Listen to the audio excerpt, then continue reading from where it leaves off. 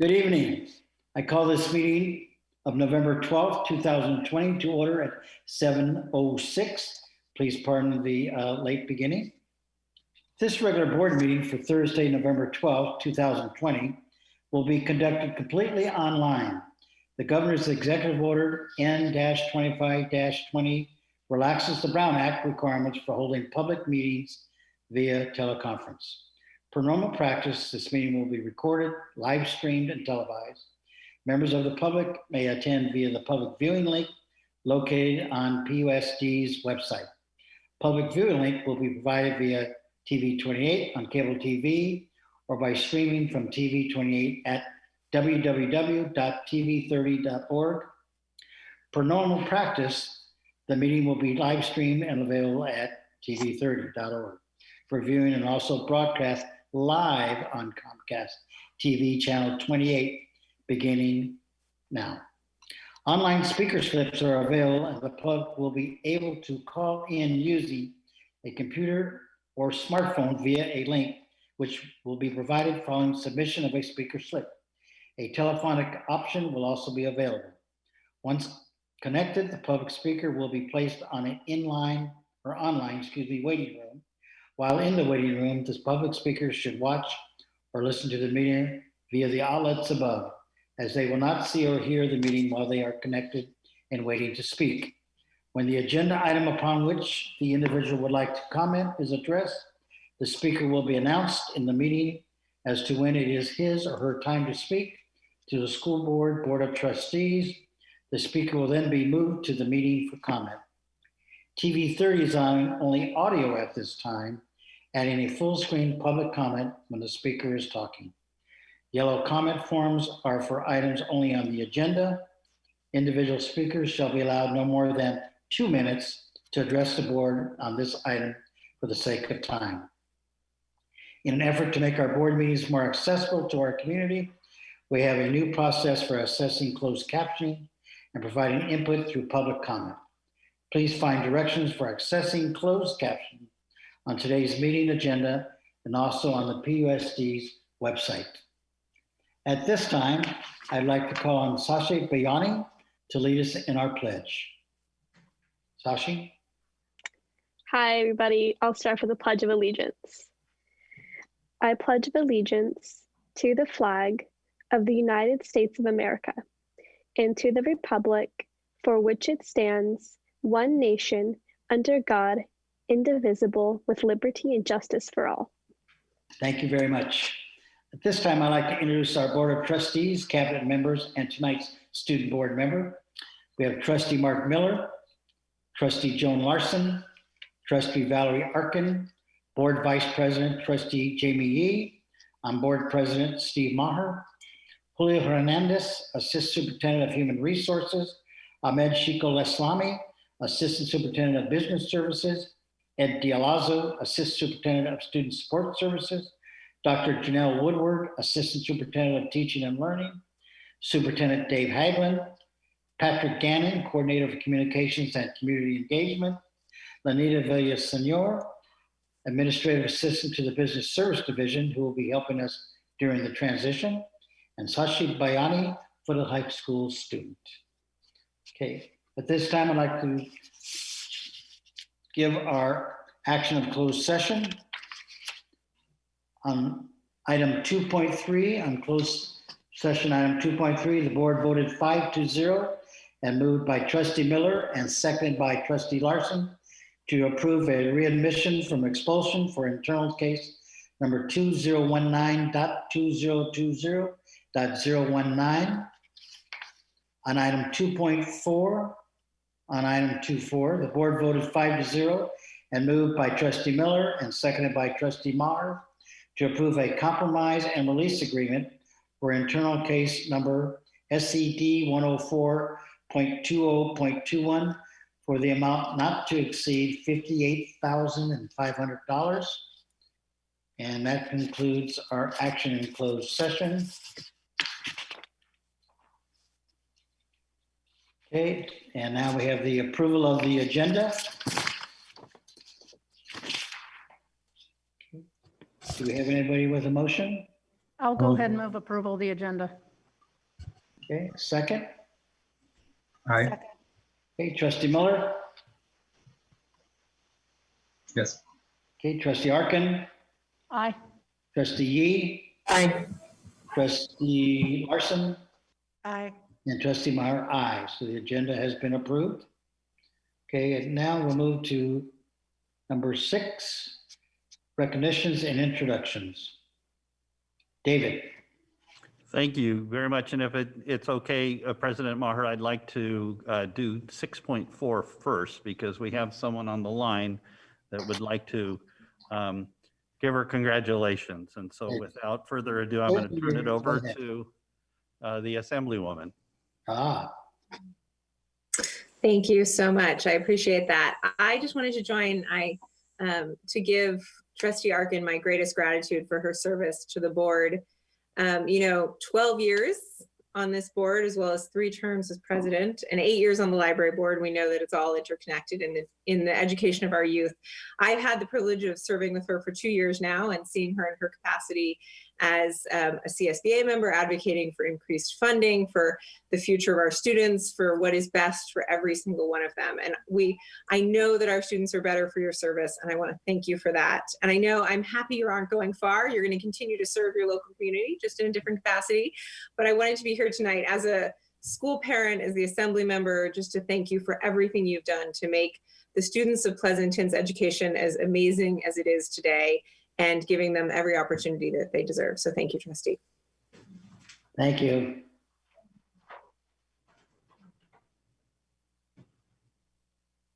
Steve, I don't know if you can hear me. I'm wandering around. Wanted to make her Trustee Arkin's space a little bit prettier, but I also have, and I'll give these to you in a little while, we have a commendation from Nate Miley, and we have a recognition from Stephen Glazer's office as well. And we brought you some flowers and a nice little gift there for you to thank you for your service. Tonight we're honored and a little sad to recognize the service of Trustee Valerie Arkin on this board for our students and for our community. Trustee Arkin has served a remarkable 12 years on the Board of Trustees, including countless hours in board and community meetings to discuss policies and direction that help shape our district. During that time, Trustee Arkin has been a strong advocate for maintaining our neighborhood schools with adequate space for our students to learn, to grow, and to succeed. Trustee Arkin has helped focus our district's vision and commitment to supporting the mental health of students, which we are seeing more important now than ever before. She has served upwards of 9 years on the CSBA Delegate Assembly, working with school board members across the state to lobby for resources and support our world-class educators and students deserve. It has been a privilege to serve this community alongside you, Valerie. But our loss is the City Council's gain, apparently. I look forward to continuing to work with you in your new role as a City Council member. On behalf of our district and community, I want to thank you for your distinguished service. As a token of our gratitude, we're presenting you with an engraved clock, which is in the bag if you'd like to reach in there and take it out, some flowers, and a number of certificates and proclamations from local elected officials.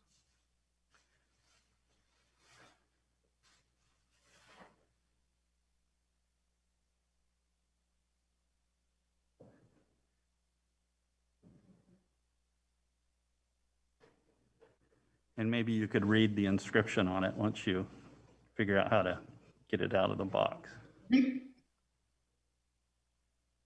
I'd also like to open up the mic to her fellow trustees and cabinet members who might like to say a few words. Okay. That is really beautiful. It says, thank you for your time and dedication to ensure Pleasanton students will make a better world. Thank you. It's beautiful. Thank you. Oh, nice. Maybe Dave, could I say a few words? Please do. Being the newest member of the board, Valerie probably doesn't know this, but certainly I have this appreciation as she kind of took me under her wing a little bit, guided me through my early meetings and continues to guide me. And the one thing that impressed me the most is she always did it with grace and kindness when I would screw up or when I would do something wrong. And she always was a great person to lead me in the right direction.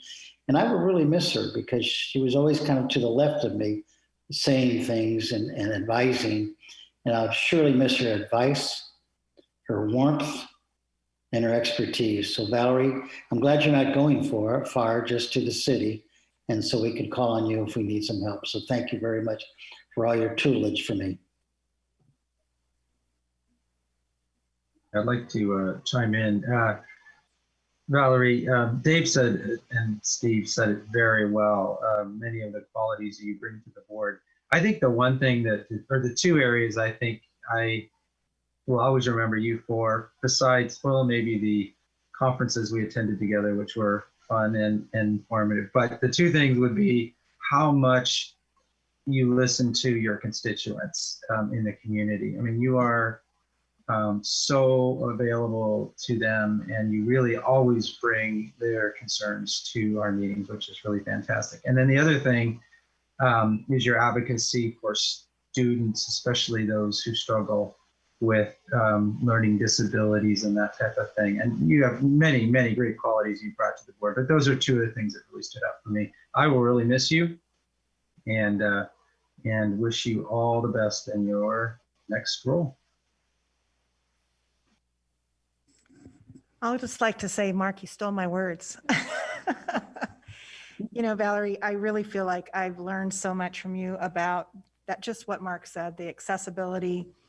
I mean, there's so much, such a huge learning curve to serving on a board like this, that, you know, you at some point you feel like you've learned, you know, the ropes, you've learned the basics, you've learned all of the different, you know, technical things and the components and the finance and the, you know, the ed code stuff. But at the end of the day, you know, what I learned from you, and I can't see you because of the flowers, is that responsiveness to the community. And I really just want to thank you for that, because it's, you know, just something that you've always done naturally and as Mark said, with grace, and really brought something to our board that, you know, we really needed. So thank you so much for your service, and I hope you'll be on the city liaison committee. Yeah, that's a must.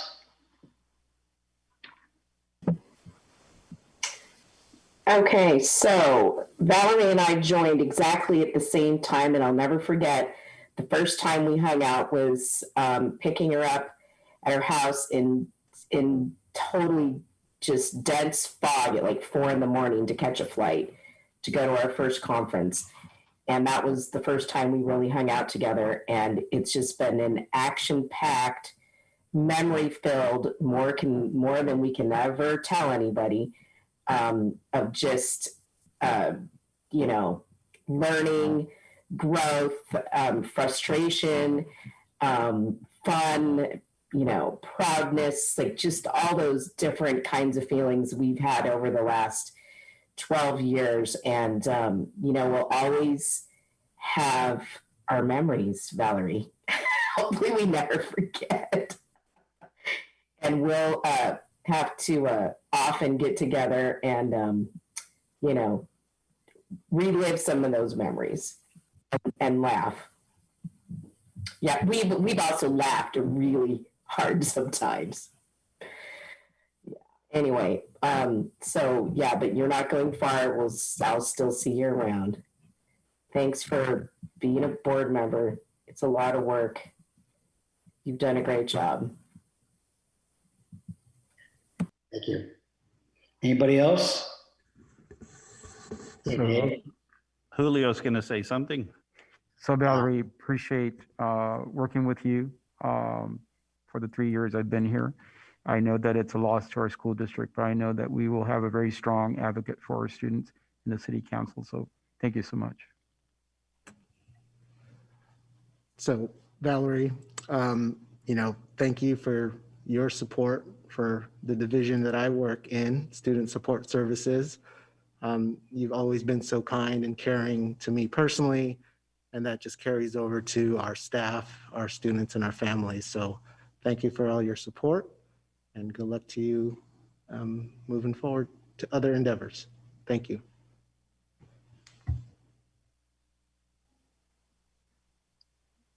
Anybody else? Thank you again, Valerie. Okay, well, thank you so much. I really, all the comments really warms my heart. And I have a few things I want to say. So. Wait, hang on, Janelle wanted to go. Good evening, Valerie. Okay. Oh, yes. So let's go to Janelle real quick, and then I want to say something before Valerie starts, and then we'll give her the mic. So Valerie, even though it's been only a short time since I have worked with you, I have to say that I've learned so much from you, and I've enjoyed answering your questions and looking into the details per your requests and the requests of the board, so that we can ensure that we have the very best programs in place for our students. And so it truly has been a pleasure to work with you, and I'm thankful that we'll continue to be able to work with you as you start your new journey. And finally, Valerie, I used to say you've been a great boss. Most people come to Pleasanton, their first meal in town is on Main Street. My first meal in town was at your house, and it was during an interview process. And ever since that day, I felt like we've had a good connection and a good friendship, and I really appreciate the time that we've been able to spend together. And I hope in your new job that we'll continue the friendship, not just the working relationship between the two agencies. So thank you for everything. Okay, it's my time now. Okay, well, thank you for all of those comments. That just really makes me feel good. So thank you. But I've considered it an honor, and I'm going to try to get through this. I've considered it an honor and a privilege to be in this role for the past 12 years. It is a role, like we've all kind of said, with a lot of responsibility, but I've appreciated this opportunity to make decisions that were always in the best interest of kids and to do what we can to provide the best education possible. It's a bittersweet moment since I'm very excited about my new role with the city, but I'm also going to miss my school board role, and I'm going to miss everybody here. I'd like to first congratulate the newly elected board members, Mary Jo Carrion and Kelly McCaughey. I look forward to seeing them both learning the role and becoming great board members. And I know the board members that are here will take them under your wing and really be a role model for them. Congrats to Steve Maher on his reelection. And to Jamie Yee, thank you for your longtime service on the school board. You have contributed a lot to what our district has accomplished, and I wish you the best of luck in your future endeavors. I'd also like to take this opportunity to thank the entire PUSD community. Teachers, classified employees, principals, and all others, your hard work in keeping our district one of the best in California is to be commended. I've enjoyed getting to know many of you, whether in your classrooms, at different events or ceremonies, on committees together, or many other ways. I've appreciated all you do for our kids, and I value your input with decisions. I have also gotten to know so many families, students and parents alike, in our district over the years, and I wish to thank all of you for your feedback and engagement and really caring about your children's education. So I'm grateful for the support from all of you. To our executive cabinet, thank you for your hard work and dedication. You all put an enormous amount of energy and passion into your work, and you are always responsive and thorough with us board members. I've thoroughly enjoyed you all being a part of the PUSD team, and I hope to see your continued success here. To our superintendent, David Haglund, thank you so much for being here. Thank you for leading the district in a positive and transparent way. You have a really good heart, and it shows in your work. I look forward to your continued passion and leadership. You make this district great, so thank you for that. I've thoroughly enjoyed working with you, and I look forward to a working relationship with you as a city council member and a continued friendship, of course. To my fellow board members, thank you and keep up the good work on this board. We have been an awesome team and we have worked well together, and I am going to miss that. We don't always agree, but I feel we have great dialogue and respect for one another, and we all truly want to make the best choices for our kids. Please, like I said before, take the new board members under your wing and continue to make decisions with our kids in mind. It has been my pleasure to work with all of you. And last, but certainly not least, I'd like to thank my family.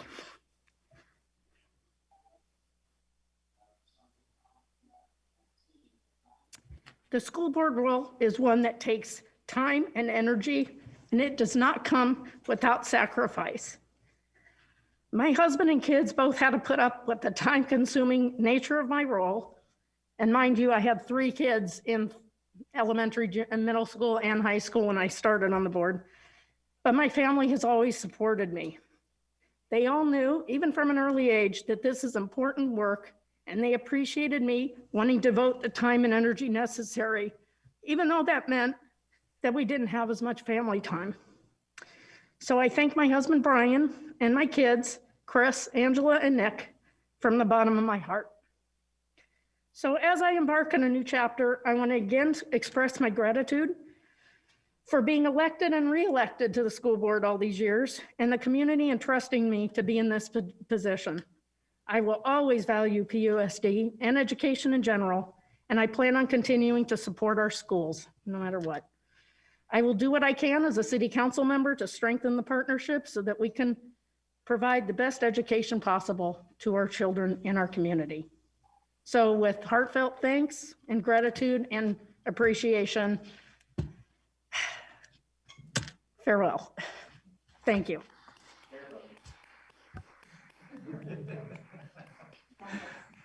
All right, Steve, thank you for that time and for allowing me to adjust the agenda just a little bit. Okay, Dave, you back on? Yeah. So 6.1 character traits. This time we're looking at compassion. And for this recognition of the night, I'd like to hand it over to Mr. Ed Dialazzo. Thank you, Dr. Haglund, President Maher, Board of Trustees, cabinet members, and community. We get to celebrate some of our students tonight. So throughout the school year, we recognize students nominated for demonstrating one of the 6 character traits identified by the Pleasanton Community of Character Collaborative. This evening, we are recognizing students who are nominated by staff at their school for demonstrating the character trait of compassion. At this time, I will turn it over to our student board member, Sachi Bayani, who will read the nominations for each of our students. Sachi? Thank you. This evening, we are recognizing students who are nominated by staff at their school for demonstrating the character trait of compassion. We would like to recognize 3 students from Walnut Grove Elementary School. First, we have Andy Eddington in kindergarten. She was nominated by Vanessa Mueller-Laley, I'm really sorry about that, the school counselor. Compassion is empathy in action. When Andy in Lynn Cronin's class noticed that a classmate was upset during a Zoom call, she wanted to help. Andy created a video message and sang an inspiring song to help her classmate feel better.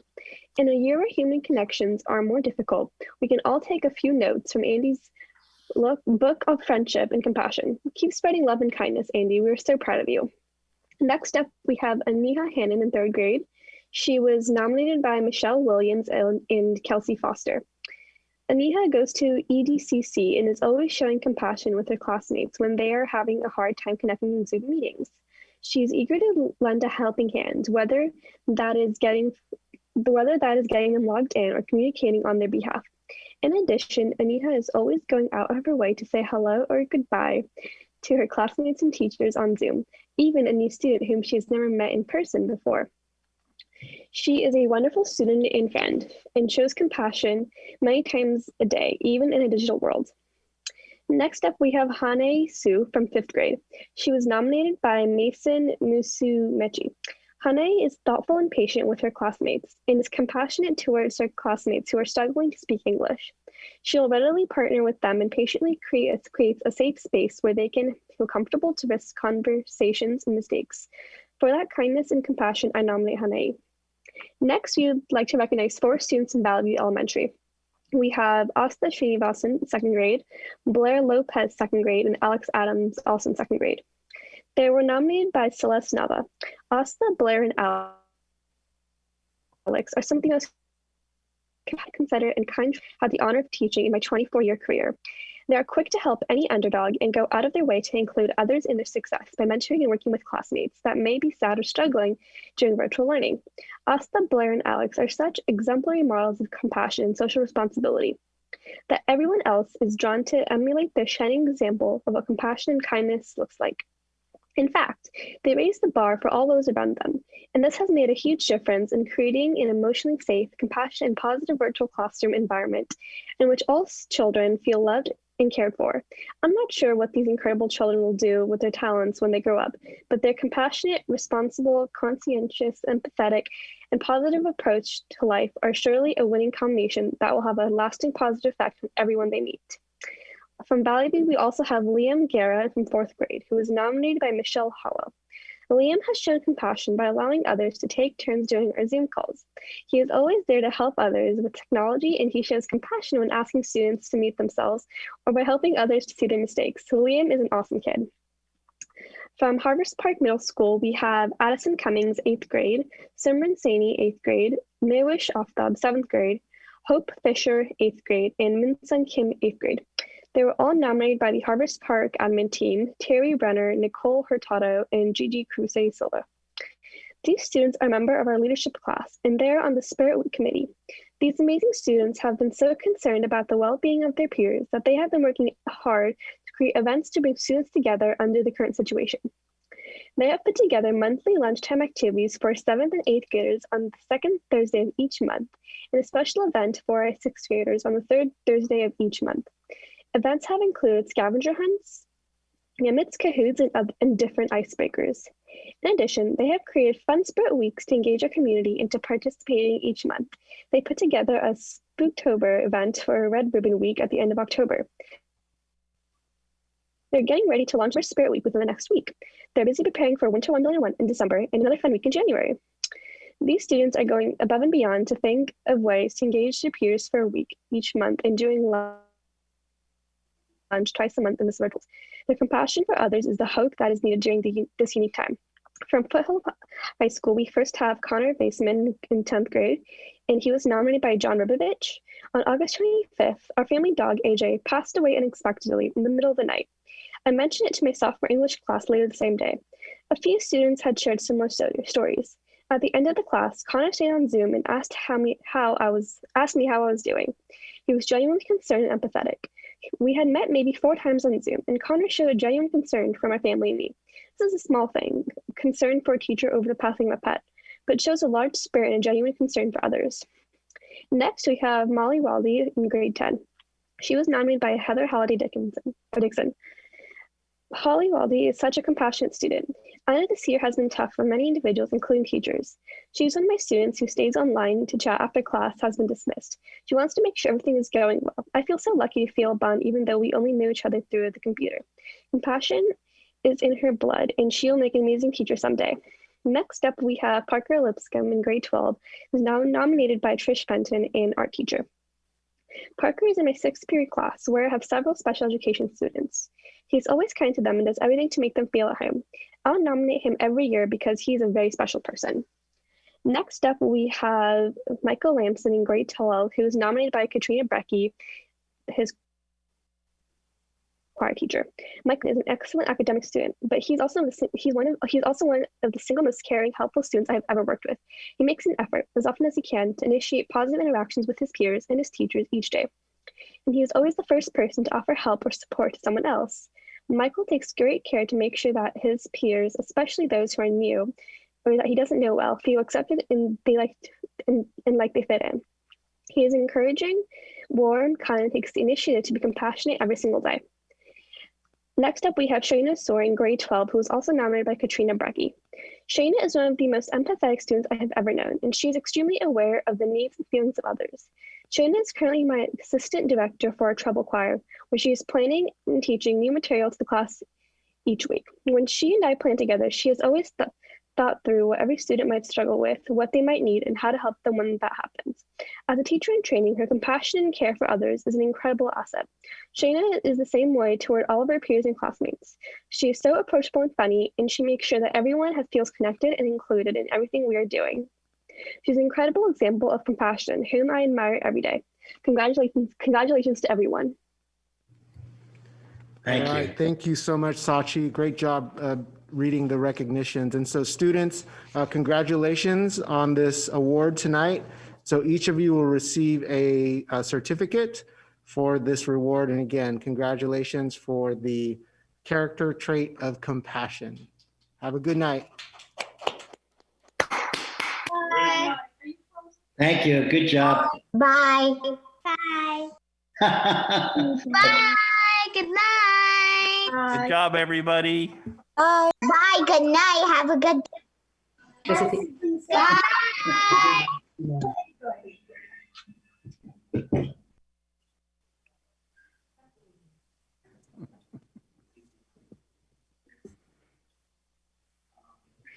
So I'm ready to be done right now after having the kids, sing us out for a while.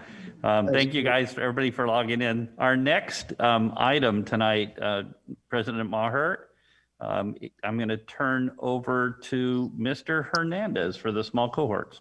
Okay. Good evening, President Maher, Board of Trustees, Superintendent Dr. Haglin, Executive Cabinet Community. It's a great honor to recognize all of our employees that are supporting the small cohorts. These are employees that are working directly with our students physically in the classroom. There are over 115 employees that are engaged supporting our students on a daily basis. 76 Csea employees, 13 certificated substitutes, and 26 classified hourly employees who are and have been engaged in supporting our students. It has not been without its challenges, yet our employees are persevering to support our students. They are a dynamic group of employees that are, like I said, it has not been without its challenges, yet they still come. They are supporting our students. They're physically present, and I cannot thank them enough for the work that they're doing. All of our employees, I will not be reading the 115 names in the interest of time, but they are located in the agenda. If you scroll down, the list of the 115 employees are there. All of our employees will be receiving a certificate. It's just a small token of our appreciation of them. I did ask, and Janine Madison has graciously accepted to speak on behalf of these employees. Janine, are you in the room? Yes, I'm here. Thank you, Mr. Hernandez. Good evening, President Maher, Board of Trustees, Dr. Haglin, Cabinet, and members of the community. My name is Janine Madison, and I am a paraprofessional at LSL Elementary. Thank you for your recognition to the hardworking classified cohort staff members this evening. We really appreciate you highlighting the employees who have been on the front lines during this unusual school year.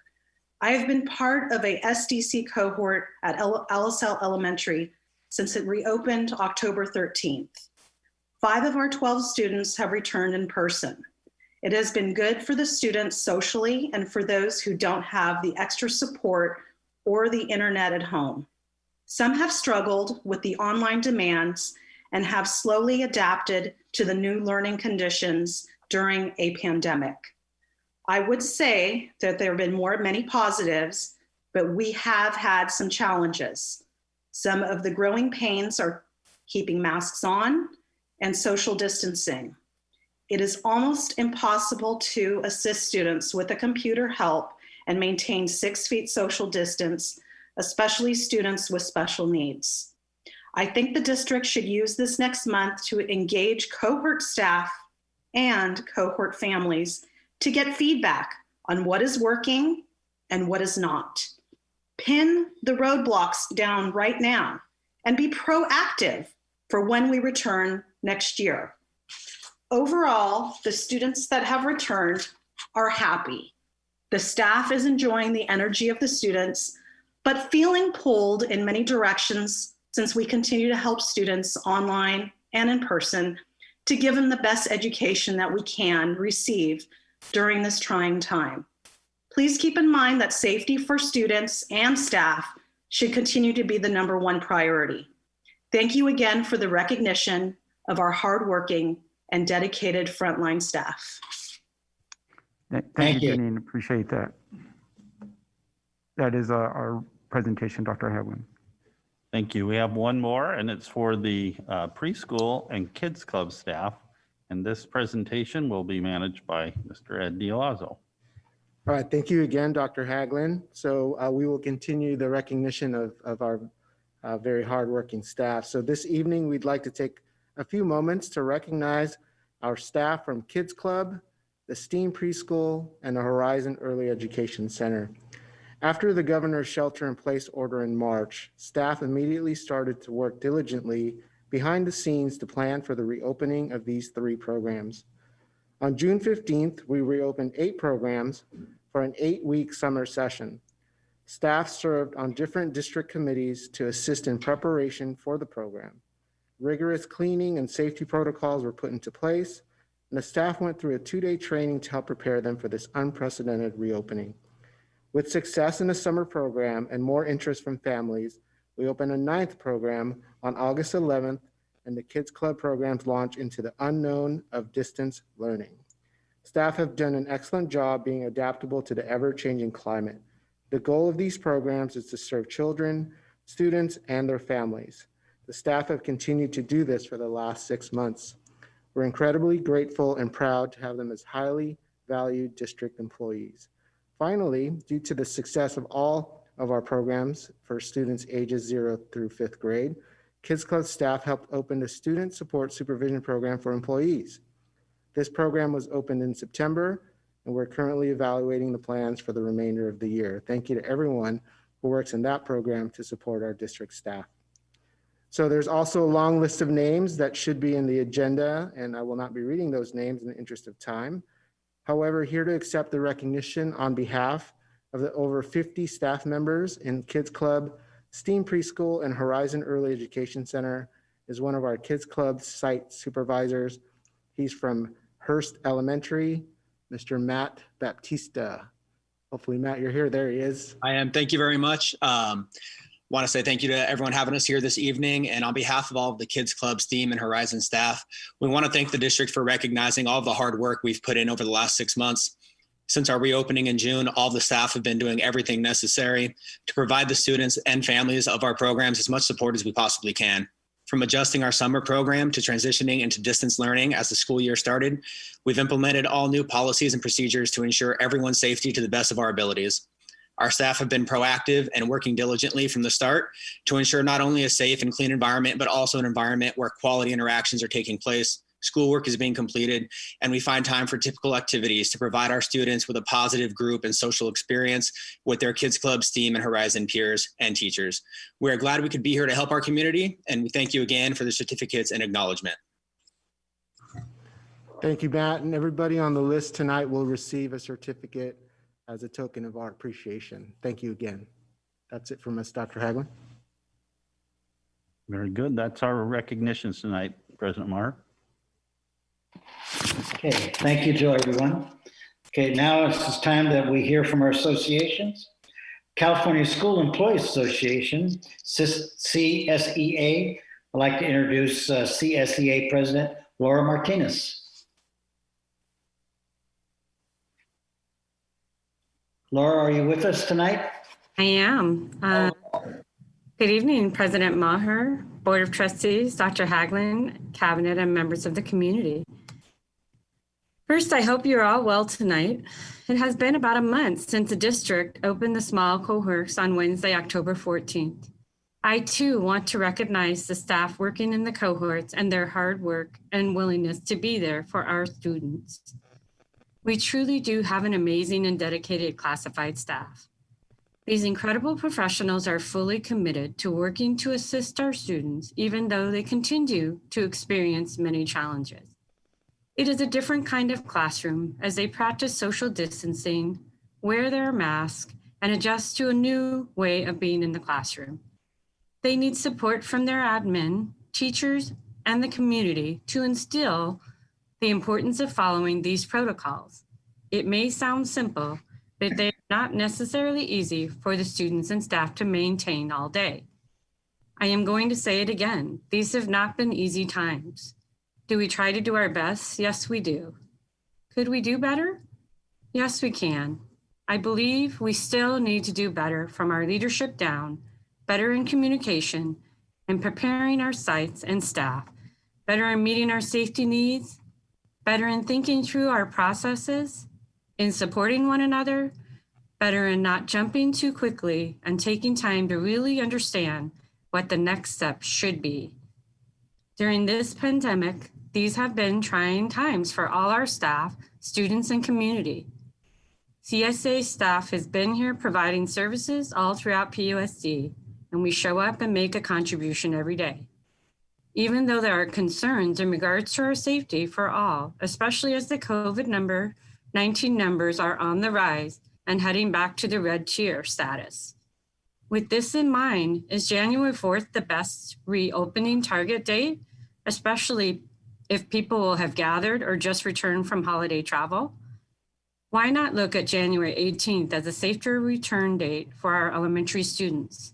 Let's work together on what reopening date makes the best and most sense for our students, staff, and community.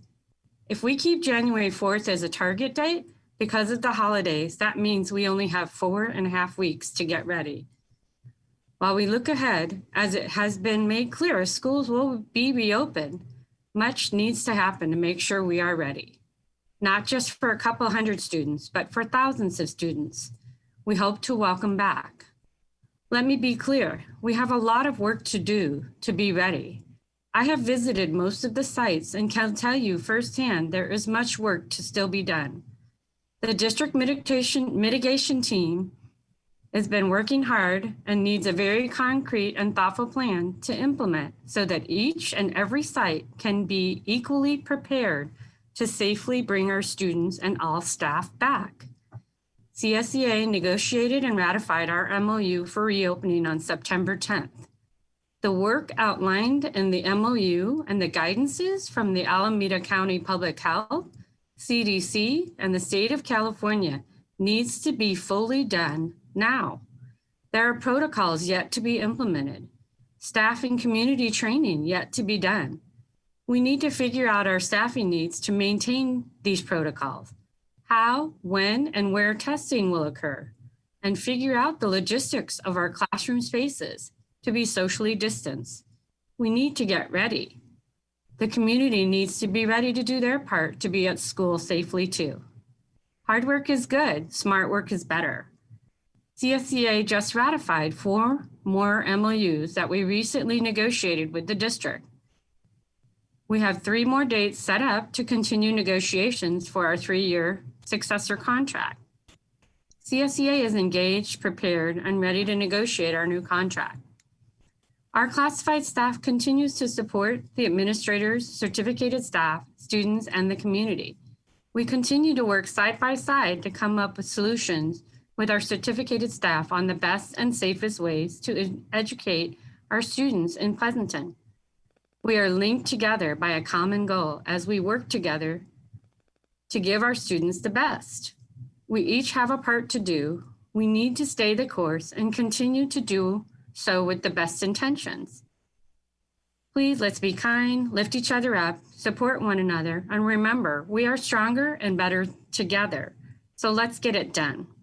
I also want to congratulate Trustee Arkin on her new journey on the City Council, and thank you for all your support of classified staff and years serving on the school board.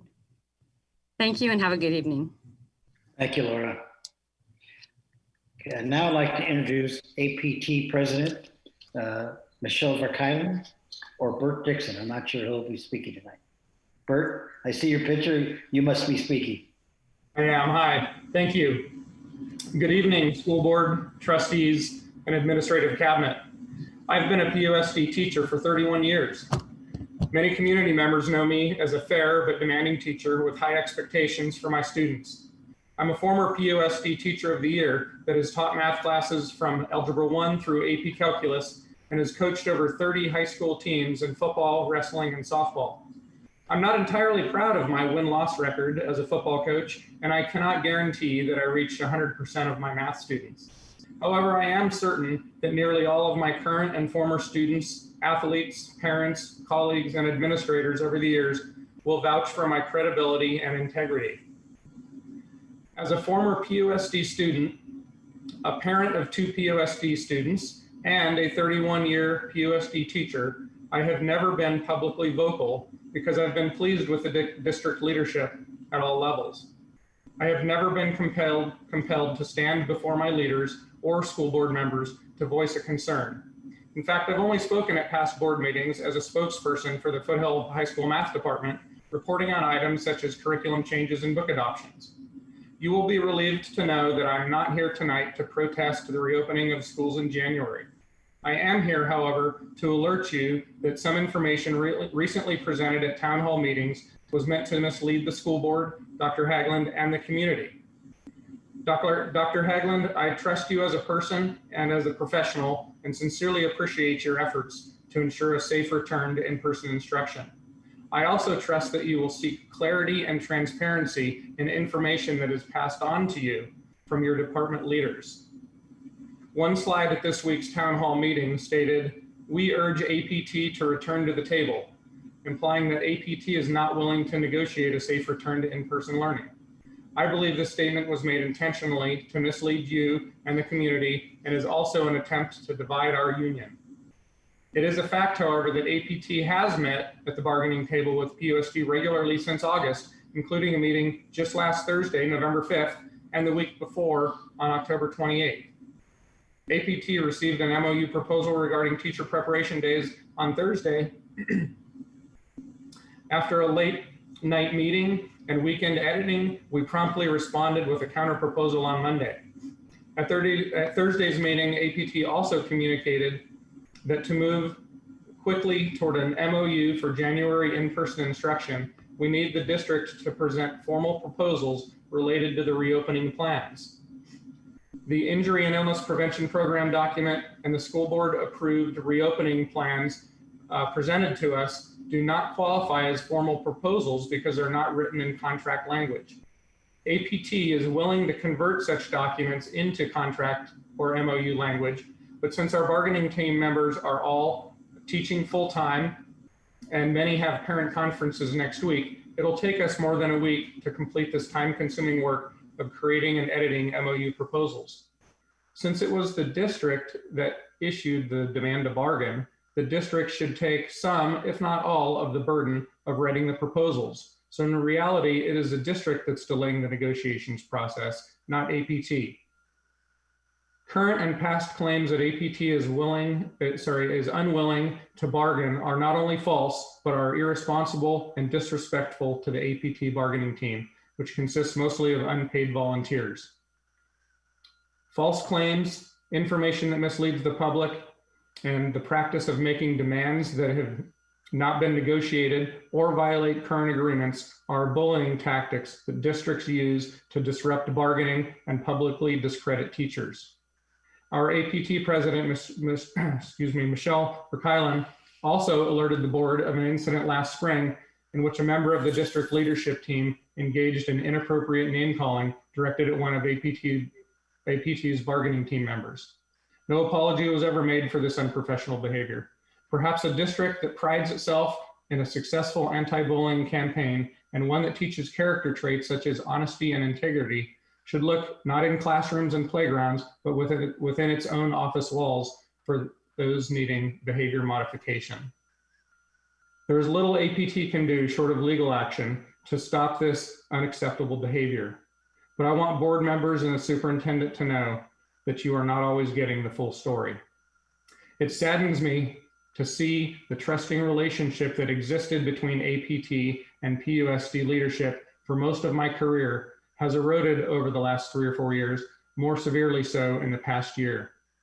You may already be aware of this and perhaps have started taking steps to improve the situation. In fact, today we received an affirmative response to our latest counter proposal, indicating that perhaps our concerns are being heard. It'll be much easier to reach future agreements if we treat each other with civility and respect. If rebuilding a trusting relationship requires starting fresh with all new bargaining team members on both sides of the table, I will be happy to step aside as long as the district leaders agree to do the same. In closing, please understand that my statements can be backed up by actual documents. Let me be clear, I will not be bullied by a district that I've served proudly, unselfishly, and loyally for 31 years. Thank you. Thank you. At this time, we move to the comments from the audience. Please note that Lanita will be keeping the timer during the meeting. Due to COVID-19, public comments have changed school board meeting procedures. TV 30 is only allowing audio at this time, adding a full screen public comment when the speaker is talking. Speakers shall be allowed no more than 2 minutes in a blue comment form or for items not listed on the agenda. Patrick, do we have any public comments? We do indeed. We actually have one that is for the consent agenda, and I wanted to check with you, President Maher, on whether you would like to have this comment during public comment or have the consent item pulled. Well, if we know which item, we could pull that item. It is 1122. 1122. Okay. I think, may I ask Joan, since you are my legal eagle here, Joan, do you think that would be the proper thing to do, would be to pull it? Yes, Discuss it? absolutely. If we have for someone who wishes to speak to one of the consent items, you pull the consent item and have them speak at that time. All right. Thank you for the thank you for the technical support. So with that, we have 4 public comments this evening. The first will be Carrie Nasser, followed by Danny Yang, and then Jessica Norman. So Carrie, if you're with us.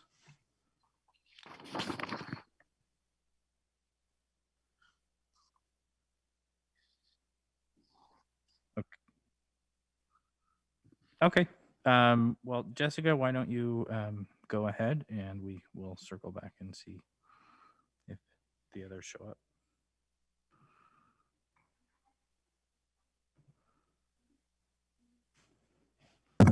Can you hear me? Yes, go ahead. Thanks. Good evening, everyone. My name is Jessica Norman, and I am a Walnut Grove and Harvest Park parent. Thank you for approving the plan to reopen elementary schools beginning January 4th, as well as your ongoing communication with parents in the community. I deeply appreciate that the district staff and board members have continued to be positive about plans to reopen and recognize the importance of in-person learning and not give in to fear. It's clear that remote learning is not a substitute for in-person, and the excessive screen time is harmful to kids. My 3rd grader is disengaged with Zoom classes and struggling with independent work. My 6th grader is also not engaged, so learning is very challenging, a huge jump above 5th grade, and he doesn't know most of his peers. My kids have lost their love of school and learning. A hybrid model with kids still at home half of the time is not ideal, but I know it will be a huge improvement over 100% remote learning, where kids are really struggling and not present with any of their teachers or peers. Teachers are working so hard to make remote learning work for students, but it is not working for many kids.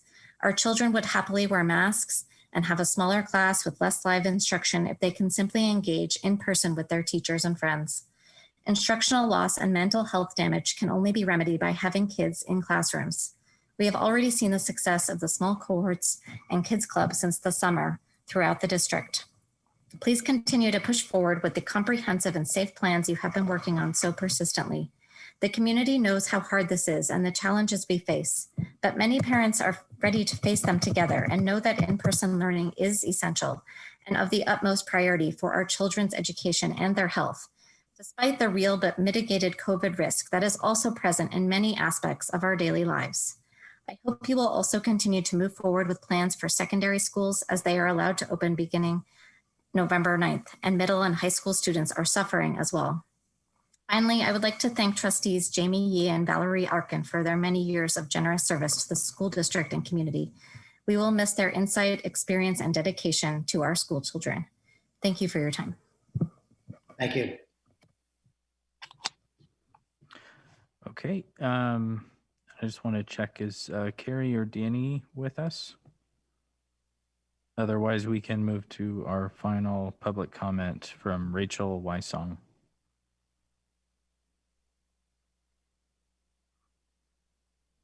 Carrie Nasser. Okay, Rachel, go ahead. Hi, good evening. Thank you, Dr. Hagelin, Board of Trustees and Cabinet for allowing me to speak. So I am strongly in favor of opening schools, and as the COVID numbers are rising everywhere, I'm increasingly concerned we may be back in the red zone come January 4th, if not sooner. Is PUSD considering applying for the elementary school waiver if that is the case? I would strongly urge you to consider that waiver if that is not currently in the plan. Especially, I know that is for elementary schools, but especially as we've talked about before, kindergarten through second grade is struggling with Zoom, though it is affecting all of our children. My family is struggling with distance learning. We hit a wall a couple weeks ago. I saw my 6-year-old daughter lose her spark over these last 3 months. This week we made a tough choice and we've decided to enroll her in a daycare program where they will help her with her Zooms. But the main reason why I'm sending her there is that she will have some social interaction and instruction from someone that is not one of her parents. And that she will be able to see other people in the room doing similar assignments. She won't be holed up by herself in her bedroom for, 5 hours a day. We're paying a lot of money to do this. We're lucky enough to be able to pull from our savings to do it. Not every family can. Distance learning will become more and more of an equity issue as we continue to steamroll ahead with assignments for an increasingly weary group of young children. I spoke to 2 close friends this week, also with first graders. They're noticing similar distressing issues with their children, despondency, crying during Zoom, frustration with the computer. I don't know how many of you have a 6-year-old in the house, but this is not what 6-year-olds should be like. It's kind of sad for me when I look at her sitting on her computer screen. Anyways, it's not working for a lot of young children, and I really think we need to figure out a way to get our youngest students back in the classroom. Lastly, it hasn't escaped my thoughts that if we are going to be paying private school tuition for daycare so someone else can manage my daughter's virtual school schedule, why wouldn't we just send our daughter to private school? That's in my thoughts. Thank you. Okay. Patrick, any more? No, if Carrie Nasser and Danny Wong are still not with us, that concludes our public comment for this evening. Okay, hearing that, then we'll move to item number 9, student board members report. Sashi? To update what's going on is Foothill started their student advisory group. They meet about once a month with the Foothill admin to talk about problems. The flex time has only been changed to 10 minutes, and then for the remaining 30 minutes, students are allowed to go to other teachers. Other things is Foothill started the construction of their STEM building. The end of the first semester is coming up, so students are starting to prepare for finals. And there was just recently a massive presentation by all of Foothill admin about student behavior. And then on the activity side, leadership has held many spirit weeks, such as Red Ribbon Week, Halloween competitions. A yearbook had just did senior photos. The Meadowlark Dairy offered free ice cream to the class of 2021. And many of Foothill's classes, 21, 22, and 23 had Chipotle, Sidetrack, and car wash fundraisers. And leadership is actually also planning a photography contest and possible food drives. In athletics, marching and color guard practice often. There is a senior parent showcase in the coming week. Volleyball meets twice a week for about 2 hours. The players love it, and they're generally in groups of 14 for 3 weeks. Basketball and baseball are also continuing with practice a couple days a week. There are small camps for sports, such as water polo and track. And that is about it. Thank you. Okay, item number 10, superintendent's report. Dr. Hager. Thank you, President Maher. I am pleased to inform the board that the district and APT, the Association of Pleasanton Teachers, came to a tentative agreement relating to the 3 days for APT members to prepare for return to school in January of 2021. As Bert Dixon mentioned, this is a very positive step. Although we will move forward with the MOU, we will present it to the board to be ratified at the December 15th board meeting. I am grateful for the work of both of our negotiating teams to get us to this point. With this being our last meeting before Thanksgiving, I wanted to take a moment to extend my gratitude to the entire PUSD community, which means our families, our staff, and our teachers who have been working tirelessly to serve students and support a safe return to our preschool and elementary students in January. Thank you to our school administrators and the front office staff members who are finding new ways to connect with students and working through the intricacies of how each of our campuses will function to allow for in-person instruction. Our classrooms and schools will undoubtedly look and feel different when our students return. And there will be a give and take as we begin to welcome our students back. This is true of all transition and change, and will be true regardless of when and how we return. This afternoon, the Alameda County Public Health Department put a pause on efforts to relax restrictions due to the rising numbers of COVID cases and concern for hospital bed capacity in the county. We are likely to drop back into the red tier soon and could move into the purple tier if the negative data trends continue. As of today, we have been encouraged to continue our reopening plans and will continue to monitor local health conditions as we move forward. It's important to note that these conditions largely depend on the choices and actions made by the members of our community. Our choices to wear a mask when outside of your house, to wash your hands frequently, and to not engage in close interactions with individuals outside of your family make us all safer.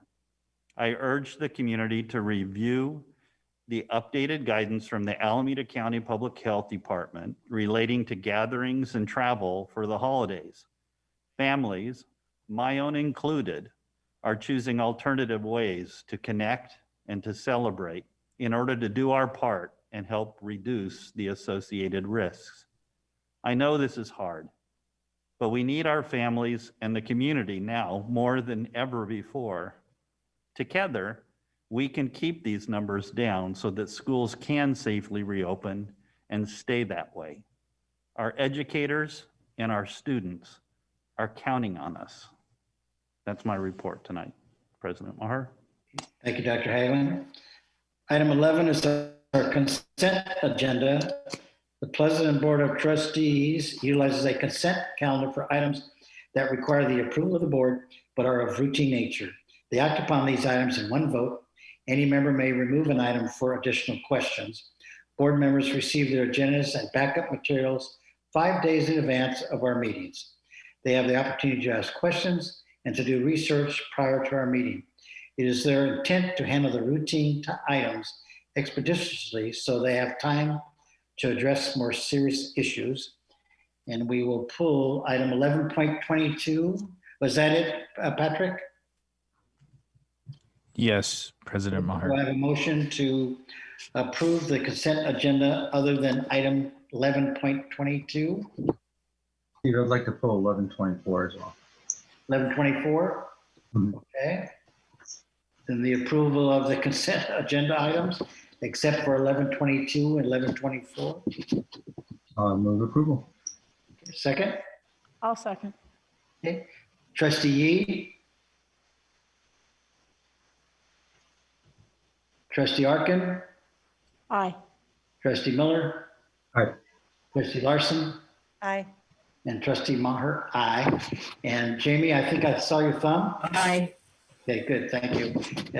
Motion carries. Okay, 11.22, which is approval of memorandum of understanding, MOU with Cricket for Cubs and for cricket pitch at LaSalle School. Is there any comment before I take the public comment? Okay, not hearing any. Okay, Patrick, is there someone who would like to speak? Okay, I'd hoped so. I'm not seeing him in our attendee list, but it was Ramesh Imadi.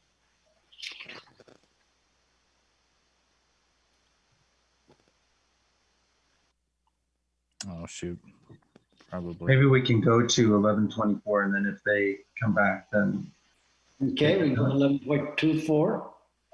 Yeah, so I just wanted to pull this, and at the risk of extending our meeting, I think this is something that the public should get a little bit of viewing on, because I think it's a really cool proposal that we're putting in place. And so I wonder if somebody could do a kind of executive summary on what this 1124, which is video surveillance systems, will bring to the district.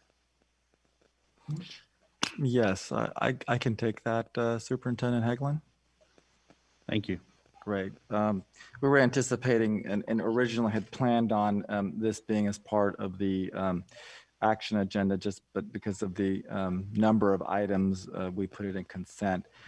So we have our Director of Facilities and Construction, John Schwastig, and also our bond consultant, Eric Van Pelt, with us. So with that, I'm going to ask John and Eric to kind of do a deeper dive and do the presentation at a high level.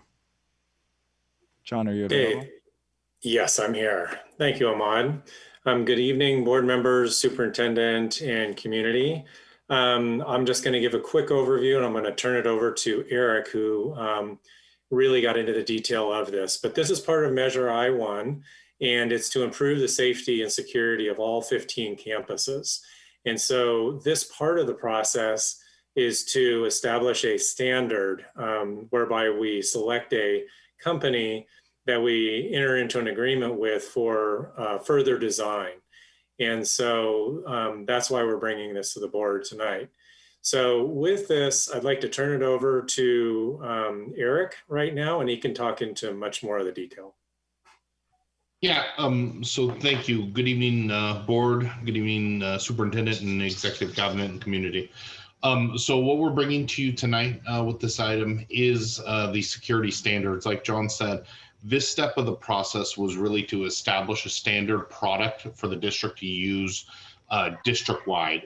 We established standards because we want it to be simpler, easier for district to use products. We don't want different cameras at different sites, replacement, the whole deal. So with that said, we came to you with this item to approve the standards. The process we went through at a high level is we first entered into an agreement about 6 months ago with a company called Guidepost Solutions.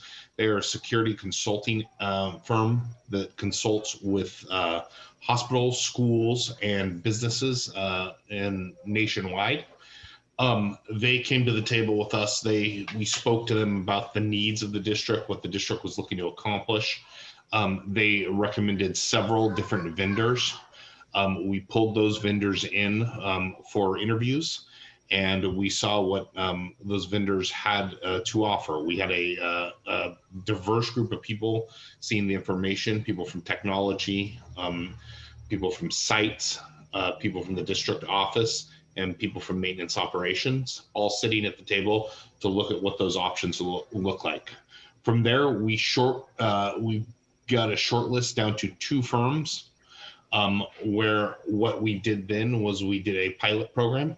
We had cameras at Amador, and we had cameras at the district office that we let the whole team of people that saw the interviews, we let them process, demo, go through. We took the feedback then again from that group one more time, and we made the selection. With that said, a Vigilon security platform was the selection. Lots of positive feedback about the cameras, the actual physical nature of the cameras, the views they're giving, the clarity of the shots. Lots of positive feedback about the ease of the use and the fact that they have a web app that can be used on your phone. And lots of positive feedback from IT on the ease of setup.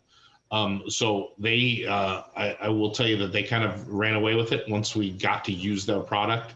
Another advantage to them was we already were using them. The high schools have a couple small camera areas right now, and we already are using their platform there. So this brings us back. We wanted to take a look at all the different options. We selected an integrated option, is an open platform. So that was one of the big items for the maintenance and the IT staff, was to create an open platform system. We're not married to a manufacturer forever. Their cameras, should something happen with their business model, we start not to like the service, their cameras are compatible with other systems should we go to a different system. So really, they did have the best product. They have a significant amount of experience in the education industry. And you can see we, with our partners at Guidepost, we put together some budget numbers of what a typical high school, middle school, and elementary school would cost, outfitted with the Avigilon products. So you would get an idea of what that looks like. And then you can also get an idea of what it looks like with those documents that we provided with the sites. We gave an example, was Amador, where we started with a very rough idea after meeting with Josh and getting some feedback from his team and talking about the hot spots and the areas that we need to keep an eye on. We refined that. We went back to our consultant Guidepost to not only take in Josh's considerations, but also take in best practices that they see all over in different campuses. And then we combine that and you see those first initial layouts. The next step to this is, should the trustees approve this item, we will put together what's called the design build package, which will be criteria documents to hire a contractor who will put the finishing touches on the design and then start installing the cameras. We included a tentative schedule in the package too. So you can see that we've set the high schools as the priority, with those being the more extensive installs, and those being the sites that need the security coverage the most and are hit by vandals the most, and so on. So that's the high level. I know we have a lot of agenda items, so I tried to run through it quick for the trustees, but should you have any questions, I'm more than willing to answer. Well, that's a great summary. Thank you for being brief and all that. So, but just to really quickly talk about scope. So the idea then is to eventually have pretty much full camera coverage across all of our schools, 24/7. And then also, I think this also included different card readers instead of keys or something. There was something else to it, right? Absolutely. There were, the Avigilon system is a system that is, it integrates, right? So not only does it have the security camera coverage, and it also includes an access control system. And one of the goals of Measure I-1 were to get the public buildings that the district loans keys out to a lot onto an access control system. So it's easier to track their keys. It's easier to control the site. So we don't have keys getting out there in the community and not knowing it. So this simplifies that system where they have either a card or a key fob that they attach to their keychain that will buzz them in the door. Should the district no longer want that person to have keys, it's a simple go into the computer, delete their access, and now they have no keys. It's not a process of trying to find them, trying to get the keys back, and that whole process. So this does include access controls and cameras, and eventually you will see, as part of this, the contractor install of the security system. We don't need a standard for that because those parts are interchangeable. They integrate with this system. But you will see that all comes on one software platform with Avigilon. So they, maintenance and operations, site staff, they'll be able to see their security status, their access control status, and their cameras on one platform. Yeah, thanks. I just want people to know this was one of our main goals with Measure I-1 with safety and security, and it's great to see this next step in that process. And I think it's, like I said, it's a really cool step and some good standards. So I'm very supportive of this. Could I ask one I question? had a couple questions, Steve. Oh, go ahead. I would have pulled this item if Mark hadn't. And I would reiterate his point about safety and security really was paramount in the project list for I-1. And so I'm really glad to see this coming forward.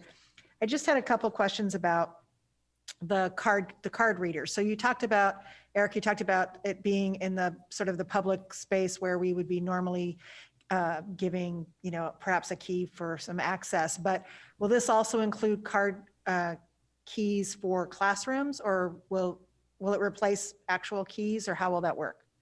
No, the classrooms are currently, they were planned to be, to remain keys. And yeah, that is the answer. The goals in the original Measure I-1 document were to provide access control to public spaces. That's the direction we were going in. But yes, the teachers would still have keys to their classrooms. And what happens in the event of a power outage? They still have they still have locks on them with keys. And what happens is the system is programmed to what's called fail safe. The power cuts off, the door unlocks until somebody comes and operates it with a key. Okay, so and also this is really not for you so much as it is for Dr. Haglund, but the proposal talks about how easy it is for an SRO to operate and manage. So I really doubt that we're going to have our SROs be operating and managing this. So who would be responsible for as he talked about, the software, the turning on and off of the keys and all of that? Would that be done centrally here at the DO? Yeah, through the mods departments. Correct. It will be centrally controlled, and then we'll have a level of site control. Already, I can tell you that when we set up the temporary cameras at the Amador pool, we were able to, unauthorized accesses have gone down. The site has been able to see, who's been going into the pool. And those are truly safety concerns when we have, kids going in or someone who thinks they have access. So we've already been able to utilize the system on that. So it will be site control, but it will be maintained and operated by the district office. I think that's great. I mean, we've had two incidences, multiple incidences of vandalism since we've all been on the board, and I hope that the Harvest Park Library will be covered in the camera scope. So thanks. Those were my questions for it. Okay. Any other questions? I just have one quick question. I know it's security and so forth. Are they looking at any type of vaping detection or anything? So no, with this package, there is no vaping detection. That is not included in this package, no. Are we looking at that? Well, yeah, Libby, we did discuss this when we were looking at the some of the IT upgrades. That technology was early in its inception and design, and we can still pursue that options and look to see there. But these cameras can be positioned strategically in hallways and such to assist the school site administrators to identify other type of nuisances that are going on. Thank you. Okay, Patrick, is Ramesh back? I just move approval of 11.24. I was going to do both together if you wanted to. See if Oh, okay. Ramesh isn't here, then we can. But is Ramesh wanting to speak to? Okay. Yes, Ramesh, if you're with us, go ahead. Yes, I'm here. All right, go for it. Can you guys hear me? We can. Yes, we can. Yeah, so want to thank you all for giving me the opportunity, and respected board president, Mr. Steve, and superintendent and other members. So I'm here to kind of request for the board to give an approval to put the cricket pitch at Alisal, and Cricket for Cubs, the non-profit or local non-profit organization, will be more than willing to kind of support the initiative by completely funding the cricket pitch, and also provide pay for the lawnmower along with the storage. And just as an information to everybody, cricket, since Cricket for Cubs started promoting the cricket in the in the Pleasanton School District for last 6 years. And we are able to kind of do multiple like middle schools at Hart and Harvest Park and multiple elementary schools. And we are kind of going back and forth on number of schools for last couple of years because we don't have a cricket pitch in the city or in the school district. And this will help us promote the youth cricket, which is kind of emerging and fastest growing sport in the Tri-Valley with the change in the demographics in last few years. And this will go a long way in helping the youth and promoting the cricket and giving them the other avenue to play. And with that said, I really appreciate if board can help us by approving this initiative and help the community. Thank you. Okay, thank you. With that, do I have a motion to approve 11.22 and 11.24? Yeah, I'll move. Okay, a second? I'll second. Okay, Trustee Miller? Aye. Trustee Arkin? Aye. Trustee Larson? Aye. Trustee Yee? Aye. And Trustee Maher, aye. 11.22, 11.24. President Maher, I Yes. didn't want to pull the item. I would like to direct the public's attention to 11.16, the approval of donations. This is a $30,000 donation from Fremont Bank Foundation to help us with remote learning. And I just really wanted to call the public's attention to that and thank Fremont Bank for their donation. Yes, I would second that. That's a large donation, and we certainly can use it. So thank you, Fremont Bank. Okay, that moves us now to our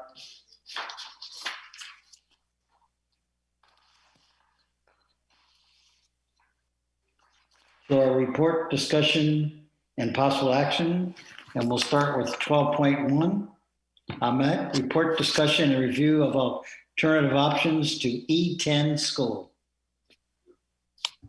Great, thank you. Good evening, board members, superintendent, cabinet, and community members.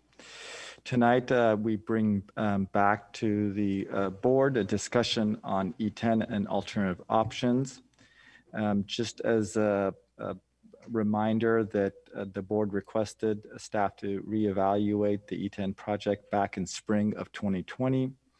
And in May of 2020, we brought an initial report which the board requested some more in-depth option analysis.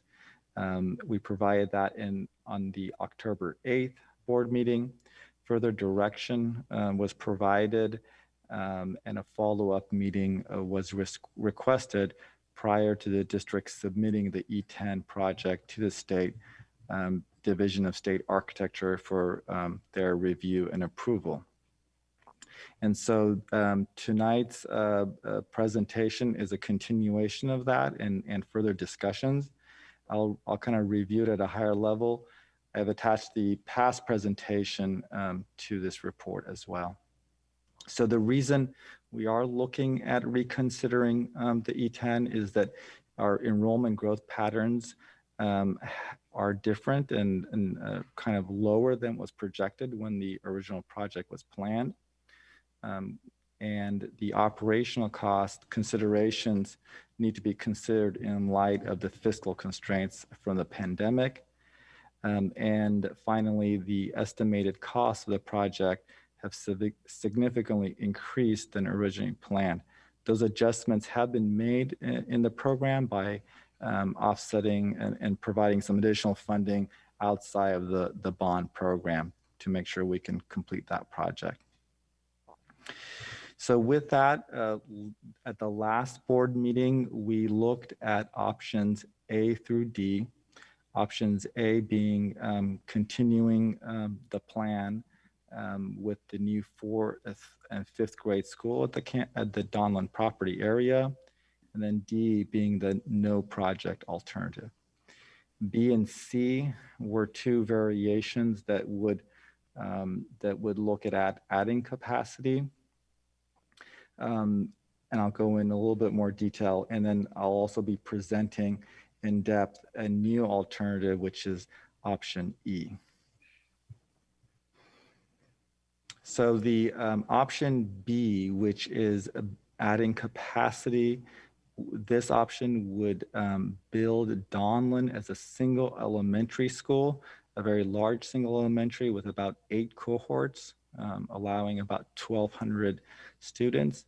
It would have less current, like in terms of another administration building and some of those spaces, it would tighten it up. And so it would be mainly a capacity increasing. It would still have to have additional support facility like a multi-purpose and other spaces.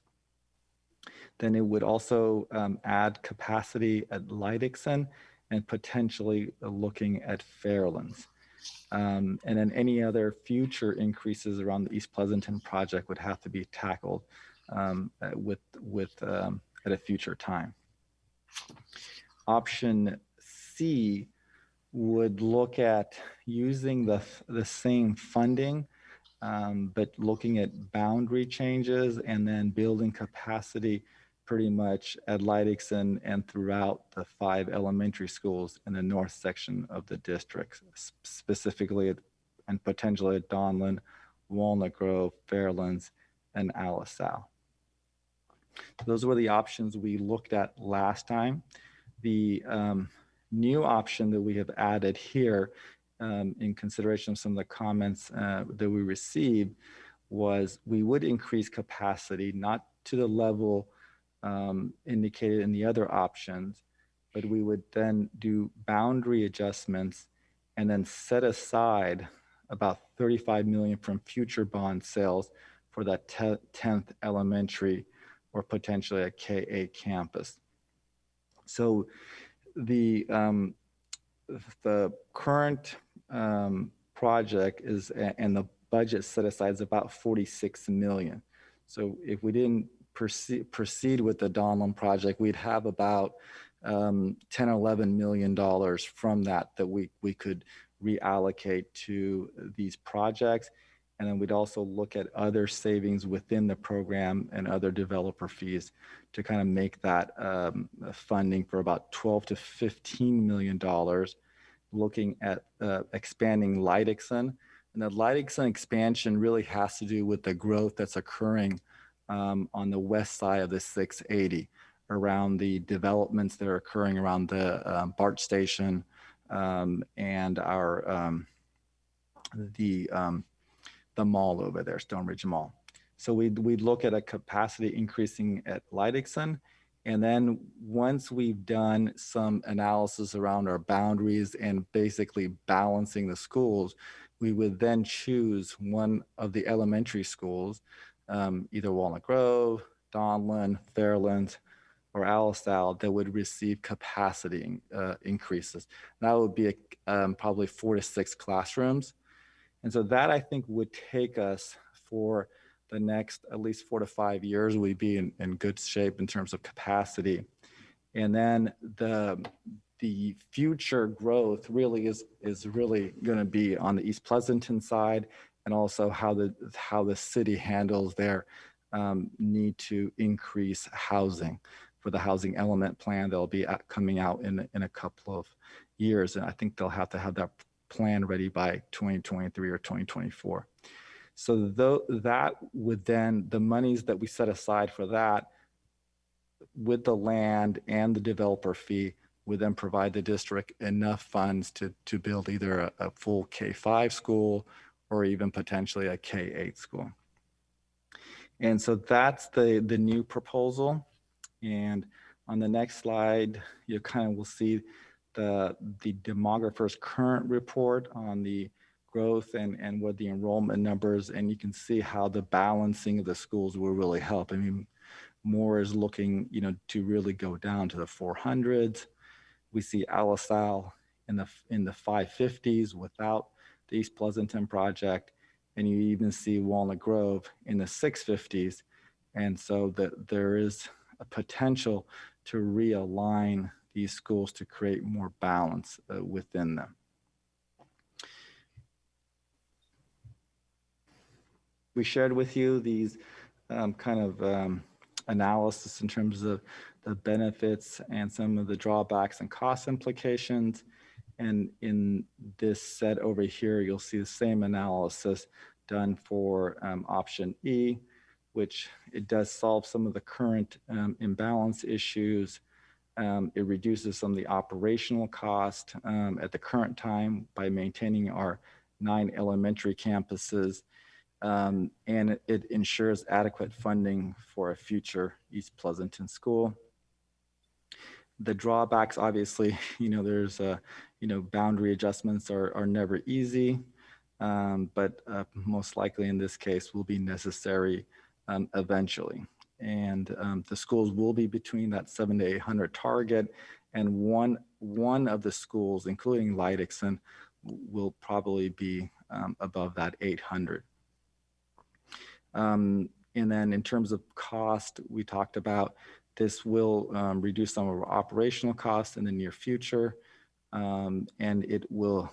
The district can also take advantage of the Lipscomb campus being under construction and adding this new building there at the current bid climate, and having more adequate funds for a future school. So that's the high level presentation. So we would like to open it up for discussion, and we're hoping from staff's perspective that we get direction to either proceed with option A and to submit the plans to DSA as soon as possible, or to basically stop the E10 project and choose an alternative, at which time we'll develop a detailed implementation plan and more information to come back. Questions? Yeah, I have a question and some comment. Oh, sorry, we started talking at the same time. Go ahead, Mark. Oh, my first question is around the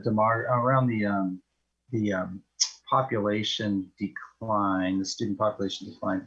I just want to make clear that those numbers were prior to COVID, right? I mean, we had that projection of a reduction in population before the COVID ones, and so it's not just because of COVID that the population is projected to decline, correct? Correct. The projection that you see on the screen here was developed last year, and that was prior to the impacts of COVID. Our demographer is working on an update for the next year, but obviously the impact from COVID kind of make the data planning for the future very complicated. I don't have any more questions. I'll save my comments for a moment. Trustee Larson? Valerie was. Or Valerie, did you have some? Yeah, no, my question was, and I've asked this in advance, but I kind of want a little more clarity on it. There's not an option for us to just put it on hold for, say, a year or possibly 2 years. I mean, I would think with the work that's already been done, we can salvage a lot of that to continue and just place it on pause, not submit it to DSA, but can that be a viable option? So we did look at that, and the reason we didn't bring that forward, we felt like if the board's desire was to proceed and build, then proceeding at this moment forward would be the best in terms of the cost of the project. We are in a, every year costs go up. That's typically the way it works. Construction cost goes up and there's escalation. The bid market right now is good. So if we were to take advantage of that by the time this project came out of DSA, that would be helpful. So if we delayed it, then we could even see construction costs that are higher, especially in that 2-year time frame, especially if we didn't submit it to DSA. That would even further delay the project. I think that's real specific to the growth near Stone Ridge Mall, because that won't get put on hold, if you know what I mean. So we will have a capacity issue that we need to be ready to deal with. Because I'm just kind of thinking out loud here, because if we if we were to go with, say, hypothetically, option E, with setting it aside for an elementary school, which was, I know it was in here possibly on the east side, but you know, whenever that would be, that could be 5 years, 8 years, we don't know. We're looking at increased cost to build a school at that point anyhow, right? So I'm trying to kind of figure in my mind why. So as Mr. Sheikh said, the $35 million won't build a school. It doesn't build a school this year in a good bid environment. What it does is it sets aside an amount that can be combined with the fees that a developer would pay. So it'll allow us to pull it together. So if the development never occurs, then obviously that wouldn't move forward. We've seen a decline in enrollment right now. So that's why, to me, the putting on hold made sense, because some of that's got to be COVID related in my mind. And we don't know how long we're going to be in this pandemic. But at some point, you know, the enrollment could increase again. So that's kind of my thought there.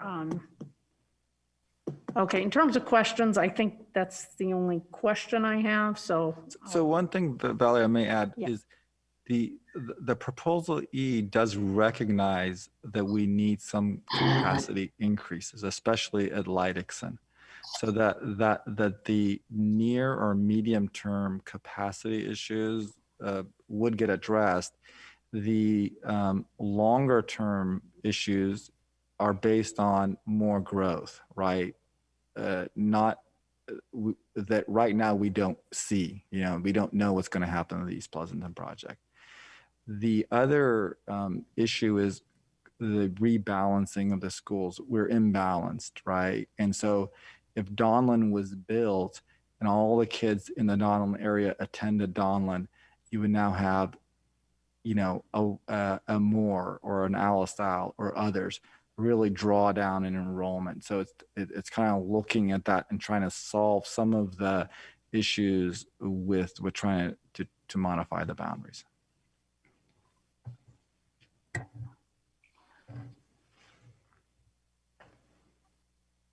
Ahmed, and it's clear that the additional money that we would use to increase enrollment at Lipscomb and possibly Donlan or Fairlands, that is not I-1 money, correct? So a portion of it may be I-1 money. So the district is currently pulling from developer fees and pulling from Fund 40.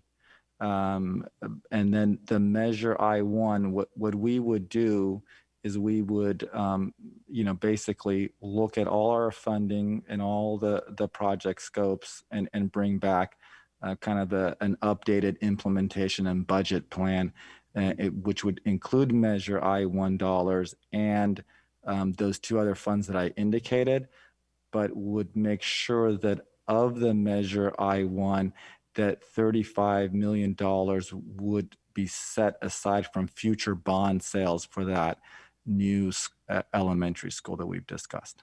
Because I heard my fellow trustees tell me last meeting or the meeting before that the committee earmarked that money for a school. So I would certainly want to make sure that money is not drawn upon.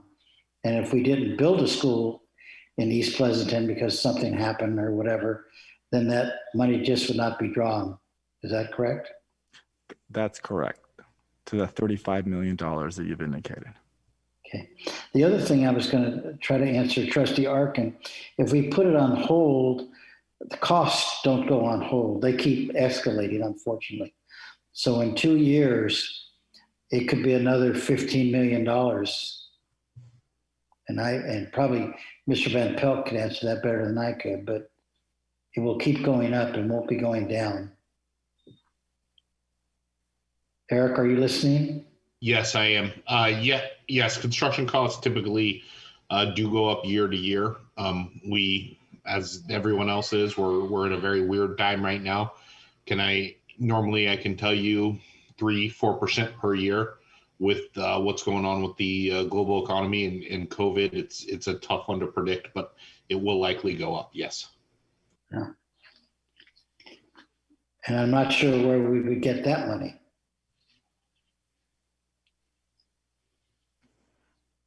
Can I don't know if it's questions or comments, Steve. Do we have public comment on this?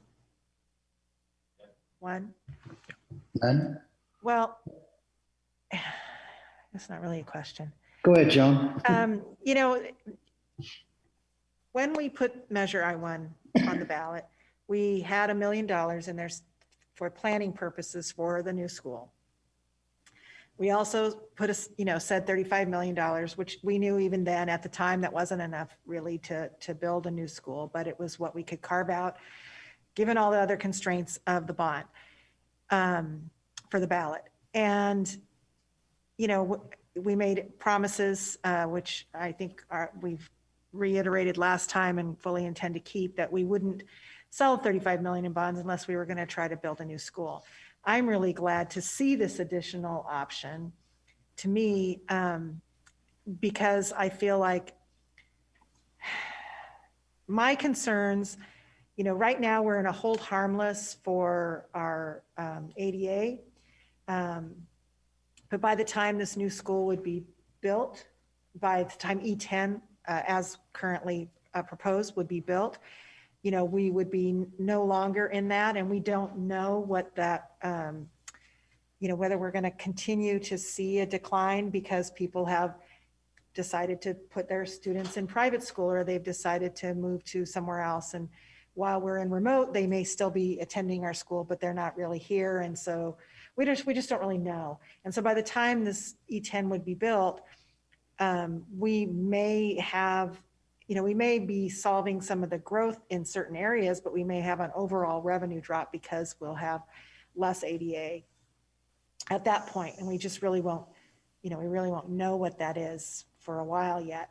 So this to me feels, you know, I feel like we've been trying so hard to avoid boundary adjustments because they're painful and hard and no one likes them. And, you know, for a while we talked about it, but then we got, you know, we were told that there were too many natural boundaries, that we, you know, it was going to be too difficult to have students cross different boundaries than what they have now.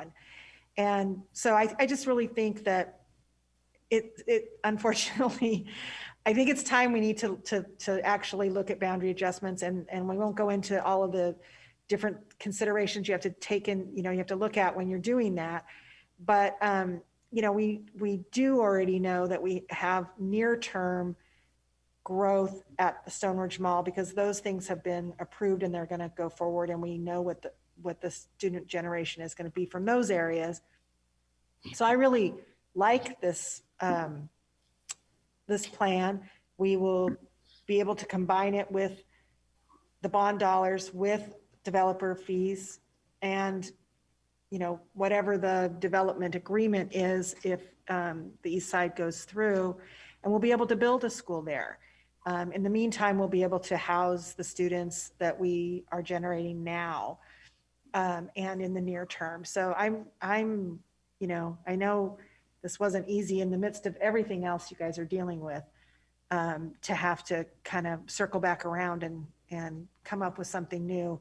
And it does mean a lot of work for everybody. And it does mean, I mean, people are going to say, well, you spent money on the, you know, design of that school and you spent money on that. And that is true. But we also planned for some of that to be spent on the planning process for that new school. And, you know, everyone worked really hard to try to come up with the best solution that we could using the funds that we had and the assets that we had at the time. So, you know, I think that moving forward, you know, in the case when we have changed circumstances, I think, you know, I was grateful for the pause. And I'm even more grateful for this new option. So. Jamie, any questions or concerns?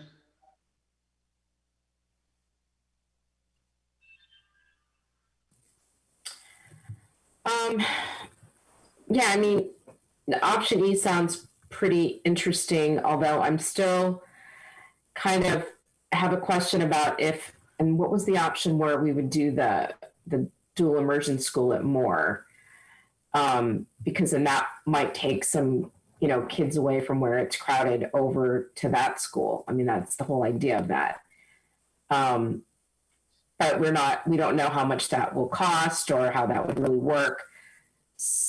But I do feel like that's one of our options. I mean, we know, since talking to the demographer, you know, a lot over the past few years, changing boundaries doesn't really exactly help our problem, and it doesn't help it right away.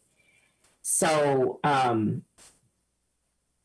you know, I don't know if I feel great about the boundary changes. And plus, I also feel like, you know, everybody's really hung up on this. We have less, you know, we're projected to have less enrollment at Donelon neighborhood, but we have all those students that are there now that aren't able to go to the school there.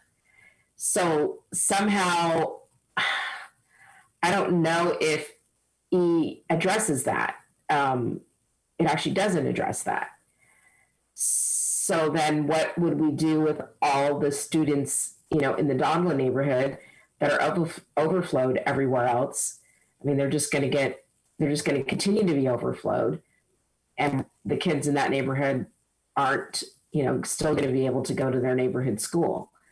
Well, we have capacity to Donelon, correct? What was that? I think we'd add capacity. Matt, did you say that? Yes. So in option E, we would rebalance the schools, taking the demographer's projections and working, you know, looking at those neighborhood school boundaries, you know, trying to ensure walking distance and those kind of, you know, parameters. We would then tweak the boundaries to reach those balanced schools. And so once we've done that, those kids in those boundary areas would attend their home school. Now, how that transitions and stuff is for future discussions on how and how long we want that transition process to take place. But in that analysis that we do, we know that one of these schools, it could be Donelon or it could be one of the other ones in the northern part of our town, will need to see some capacity increase. And that's where that 4 to 6 classroom capacity increase would go, so that all the kids in those boundary areas that would get redone, those would be their home schools. That's the goal, is to have neighborhood schools in that plan. Right. And to me, it almost seems like we don't really have enough information to decide, you know, between boundary changes or turning Moore, for example, since it has the least amount of enrollment, into a dual immersion school. You know, how will that move the students around the district? I just feel like we don't have enough information to decide if that's a good option or not. Just looking at it, you know, without knowing more details, to me that sounds like a really good option, because we're still expanding at the sites where we need to. We do a little bit of boundary changes, but we also, you know, add a dual immersion school.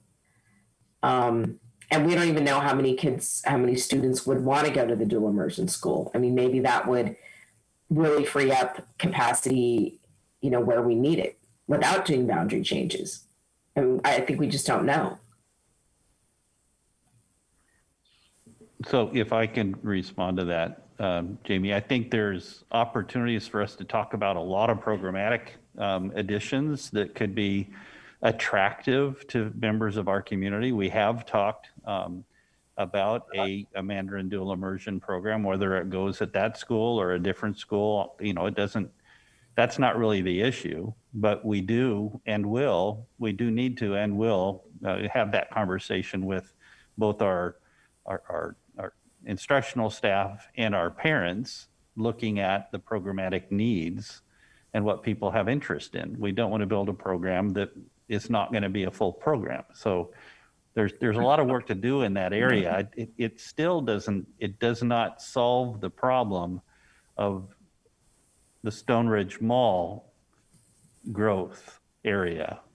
And so this option gives us the ability to attack that issue, which we know is occurring, and gives us time to address some of these other things without making that larger commitment to the Donlin property at this particular point in time. And it does respect the will of the community and the commitment of the board to hold that $35 million aside until we have the location for a school, which is most likely in that option E plan to come out of that East Pleasanton plan. But as trustee, soon to be councilwoman Arkin said, you know, there are a lot of moving parts, and that may take time, which means those dollars may sit there waiting for that.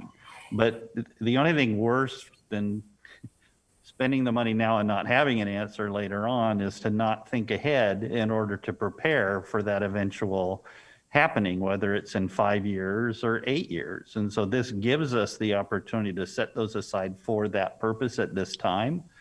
And boundary adjustments are always, you know, there's always a grandfathering effect that goes on with boundary adjustments. And so while they will affect new homeowners in those areas, they won't affect the students that are attending the schools there. So over time, the boundary adjustments will have more of a balancing impact, just like over time, a new program that's attractive to families across the district would lead to some shifting of enrollment due to choice.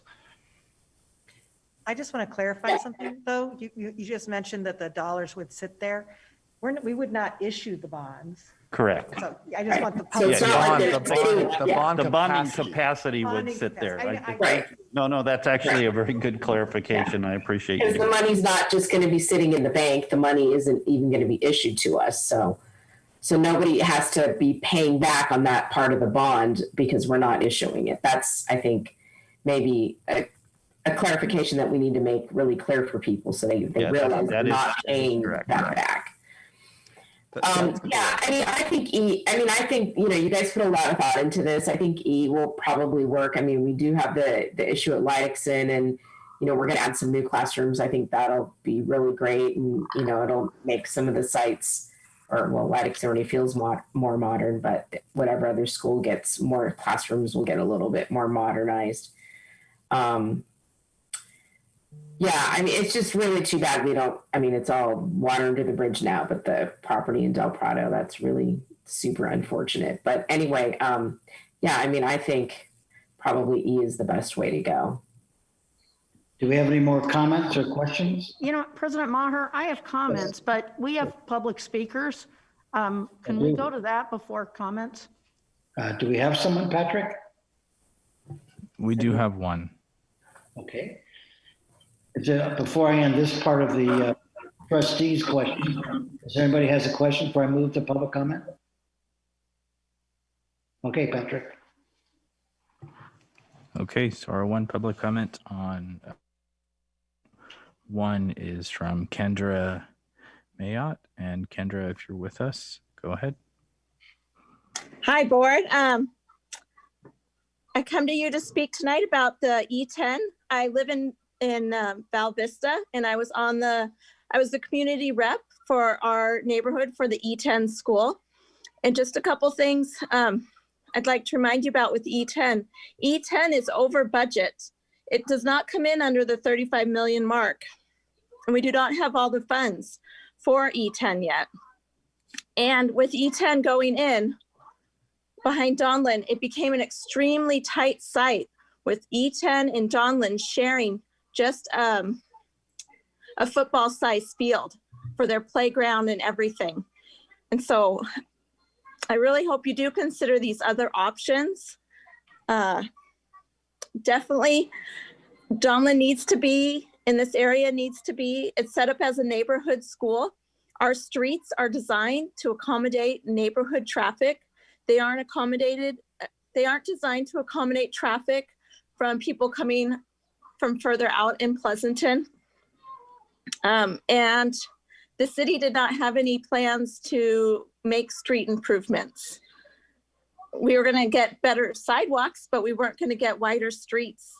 And parking, there was no visitor parking for E10. The design, the lot was too tight for that. It just had spots for faculty. And so please think about these. E10 was not the best solution. It was the solution for the time for 2 years ago, and Pleasanton has already changed. So please consider these things as you look at these options. And thank you for this time to speak on this. Thank you. Any other comments, Patrick? That's it, President Maher. Okay, board, any more comments or questions? Yeah, Steve, I have some comments. Okay. So what I don't like about this is that it looks like our schools are just going to get, our existing schools are just going to get a lot bigger, which I've always been against.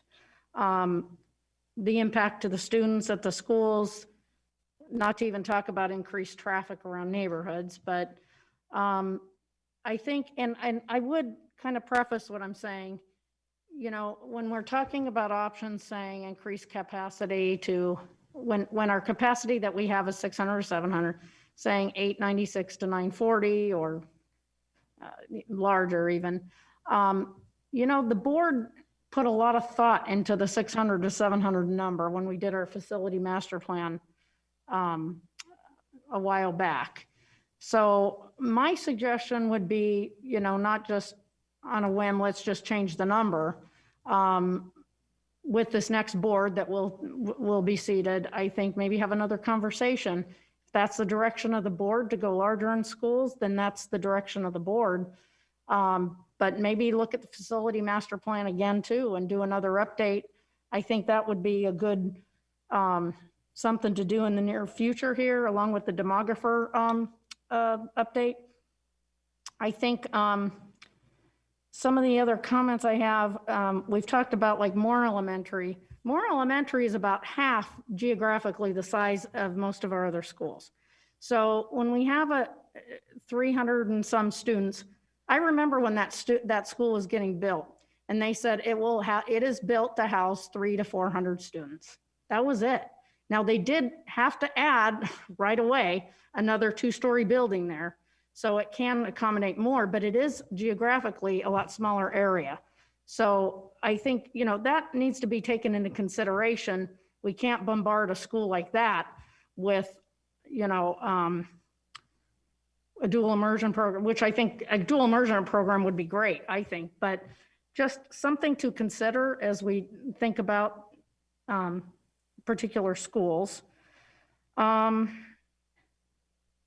You know, the East Pleasanton, yeah, nothing's been decided on it yet. You know, it's likely there will be some sort of housing there. Exactly how much and what kind of housing is still to be determined.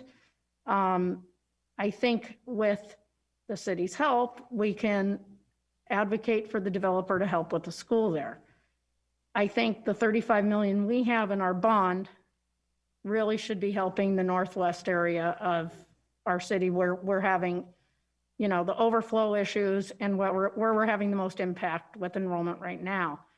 So I don't know, it's a tough one because I think, you know, COVID has kind of changed a lot of things.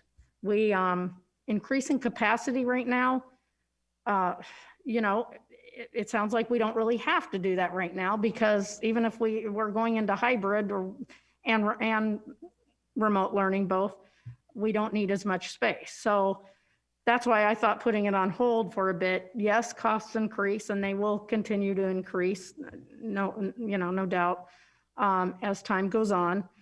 But that kind of made the most sense to me. I just don't like to see these numbers of really high numbers without any, you know, board decision on that we are increasing our numbers, our capacity at schools. So, you know, From a public standpoint, this was in the bond and it was very specified in the bond, and putting it aside for a future time, my fear is that it's never going to get built. And that's what I think a lot of people may fear. And then that starts, putting us with, eroding some trust of not doing what we said we're going to do in the bond. So anytime, whether a city or school district, when something is a voter approved measure, to me, it's hard to go against that and say, well, we're going to put that on hold for a while. Which if it's the east side, if that is what the decision would be, that could be quite a while from now. So I don't know. I have a really hard time. And I will say, in all due respect to the parent that spoke, I think we all on the board said, adding the elementary school to the Donlin site wasn't our ideal option, but we don't have any other options. We have had the city help look at identifying other land that would be suitable. Trustee Yee mentioned that, yes, there was an issue for a property that we didn't know about a while back, and that was a whole snafu, but there really isn't any other option. I wish there were. And I don't know, maybe if possibly there could be another option come up in the near future, maybe. And that would be great. So, this one's a real tough one for me. If I had to say, I would say continue as planned and build E10. I understand the other alternatives, especially E. B and C, I'm not really in favor of it all. I understand that was an option brought forth as an alternative that could help in a way with our operating costs right now and that sort of thing. I think it's not really going with what the voters approved here. I think there's a lot of issues with, whatever the east side may be, that's something that could be negotiated. A school could be negotiated as part of that development. I think there's just a lot of questions. So anyhow, those are my thoughts. Ahmed, let me ask you a question. If we move forward with E10 and the enrollment went up at Leidixon, how will we pay for the additional rooms at Leidixon? So we would have to, if we were to relook at the bond program and, potentially, reduce scope somewhere else in the program and some of the other identified projects, that would be a source of funding. And we may look at, there is some other funds that the district holds that it could look at potentially bringing over for that project as well, the Sycamore Fund or some others. But there isn't too many options on that side unless, we keep, those students would have to get sent or overflow to other campuses. And I think what I would add to that, Steve, is that when we developed the Donlin plan, it was to accommodate all of the growth in the North Pleasanton area. So those students who now we're suggesting might go to a third building at Leidixon would go to Donlin.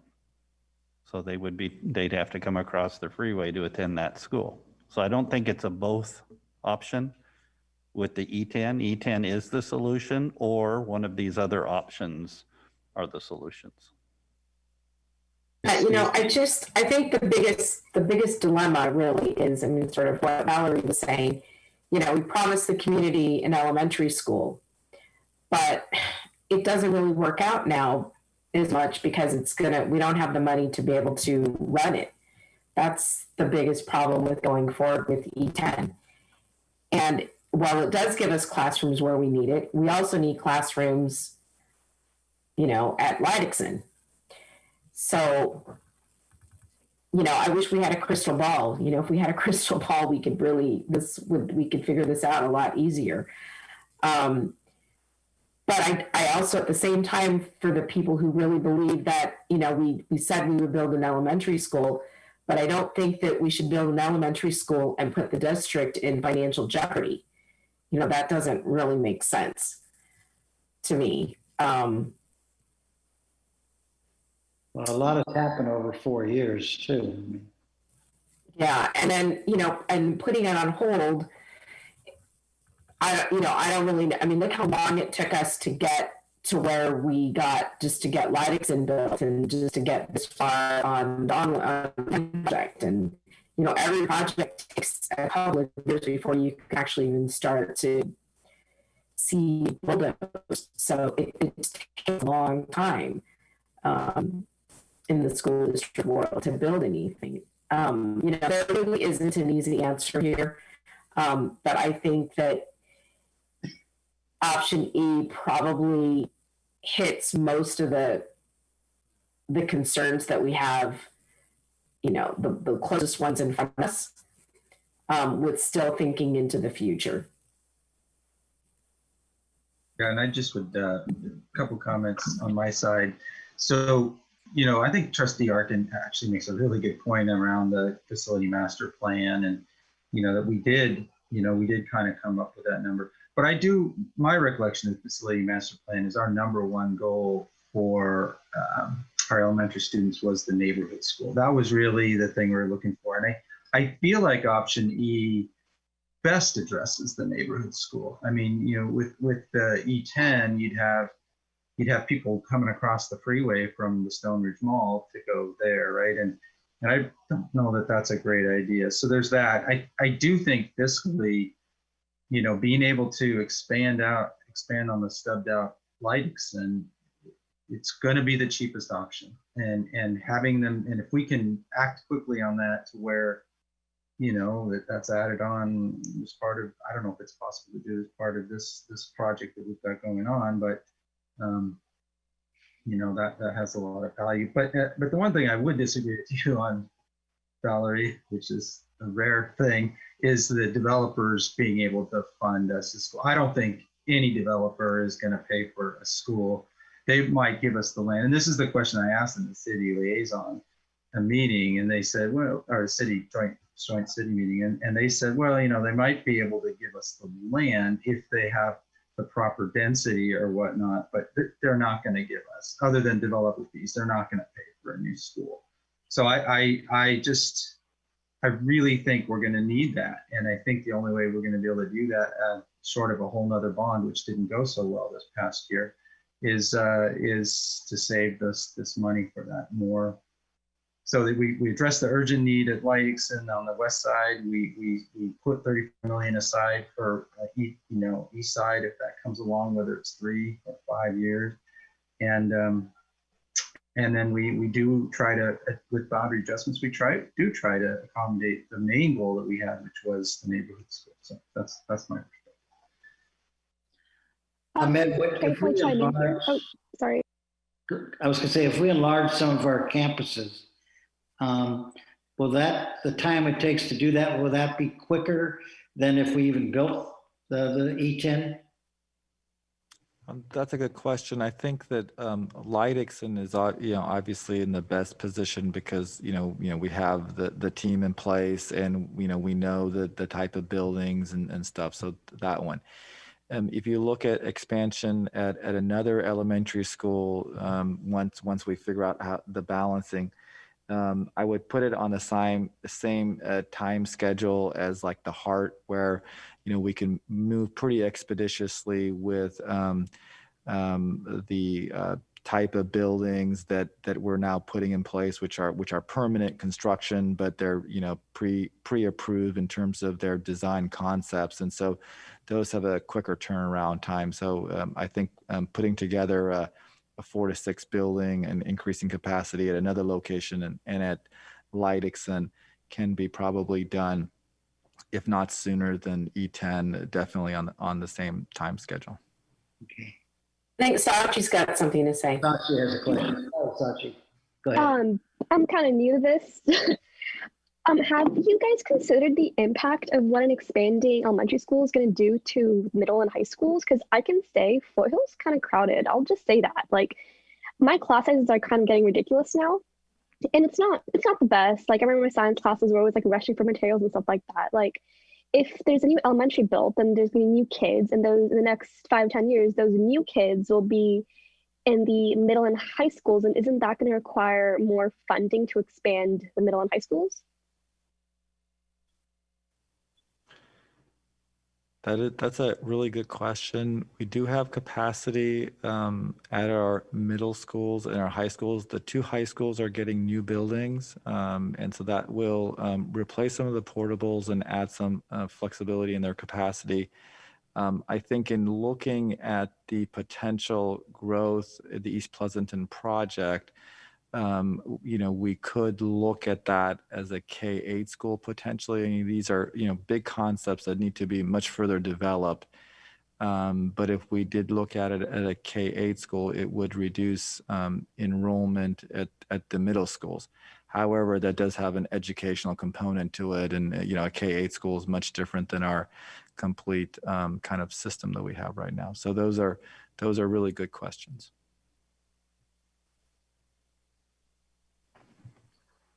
Okay, any additional questions or comments? Yeah, Steve, I'd just like to make a couple final comments. So addressing what Mark said about the east side, about developers paying for a school. When that east side specific plan was first, when they first had all their meetings, I advocated at every single meeting. The only school person to do it, I advocated for the land for a school, which the developer was very much willing to give. And I also advocated for them building the school. They weren't quite there yet. Nothing was ever finalized and then of course it completely got scrapped and didn't go any further. But I think there's always the potential for, especially if we have the city's help with trying to advocate for our schools, the facilities. So my suggestion, and because I'm not going to be here after this, I would, for E10, wherever E10 will be, I would like to see the district look at other opportunities, other land possibilities. If it's not going to be on the Donlin property, instead of waiting for the east side, and like I said, I think the east side, there can be things negotiated. Look for others that maybe there will be land that will be available for lease in the northwest section. One kind of odd just idea that kind of I thought about, and I think I shared this with Ahmed and Dr. Hagelin about, the mall property. The mall property is going to be developed and, there will be housing there. There's potential for more housing and more development to go in that mall area. That could be an area possibly for a school. It would be right in the areas where we need where the impact is with our enrollments. It's an area that can handle higher traffic, that sort of thing. I don't know. There's a lot of creative ideas I think that could be out there. So I'd suggest keeping your minds open and looking for any additional opportunity to put a school site in the northwest area where we need it. So that's one suggestion. And my final suggestion is, if we are making Leidixon bigger, Donlin bigger, whatever other school bigger, I would suggest you notify the neighbors, because I think this is going to hit them big when they find out that there's going to be a lot more traffic in their area, and have a very good comprehensive community process with that, because I think that could potentially cause some issues if we don't do that. So those are my suggestions as I relinquish my opinions on this matter. Additional comments, question? Okay, is there any motion here? It's not an action item, it's just direction for staff. That's correct. So you don't need a motion, just direction? Is there direction? So, Dr. Hagelin, do you want to summarize the direction you have heard from the board members? Sure. What I'm hearing, and you can correct me, is that the direction that's being recommended is to pursue option E while being cognizant of issues related to a shift in our planning. So making sure that we're having strong community conversations, making sure that we're honoring commitments that we've made to people. I heard from Trustee Arkin that it would be valuable to have a conversation about the facilities master plan so that we look at the elementary ed specs and make sure everybody's on board with that issue. So that's, to me, if that's the route we're going, that means that we are not submitting to DSA the plans for the E10 project, and we're going to look at other options, including the growth capacity of these other facilities. But that's the recommendation from this point forward, is to stop that and come back to us with more about what you're talking about, more specifics related to the option E. And I think Trustee Arkin's point on if other opportunities arise that we could use that $35 million for a new school for, I mean, I absolutely think we should consider that. Yeah, I don't see that conflicting with the option E. So the $35 million set aside for a new school could be applied on the east side, but it could also be applied in any other development opportunity that we can identify.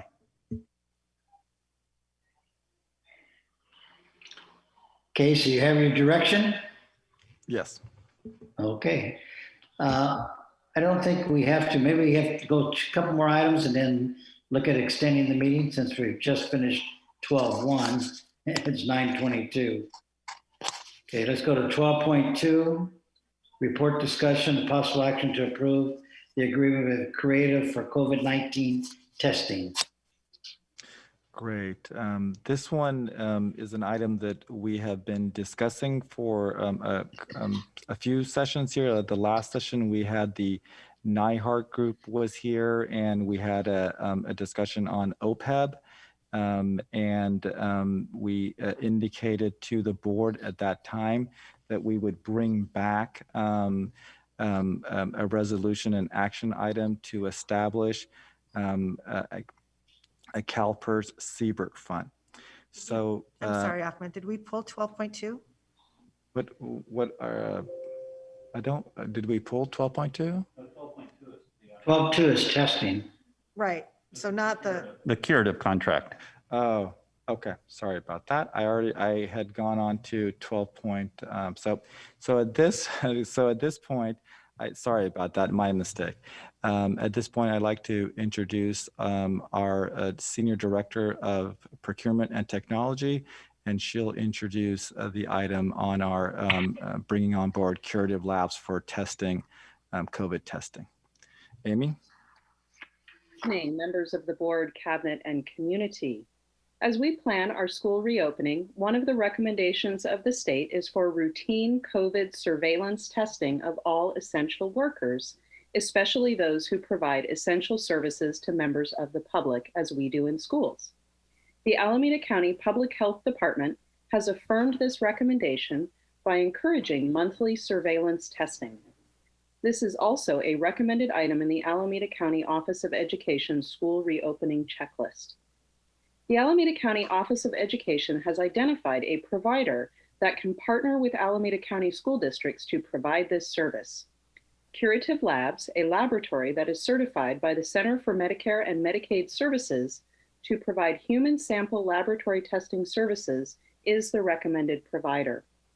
Under the terms of the engagement, Curative would partner with the district to provide the testing kits and the testing analysis service in their labs located off-site from the district. The district would administer and coordinate the testing activities according to our preferred schedules and in our preferred locations and facilities. This district-led coordination will include identifying and scheduling the staff members who would participate in the testing. There will be no costs incurred by the district or the employees for this service. Instead, employees will provide their insurance information to Curative, and Curative will bill employee insurance providers for the testing, as is consistent with a directive issued in July 2020 by the California Department of Managed Healthcare. Curative will provide test results within an estimated 48 hours to the employee and to the district.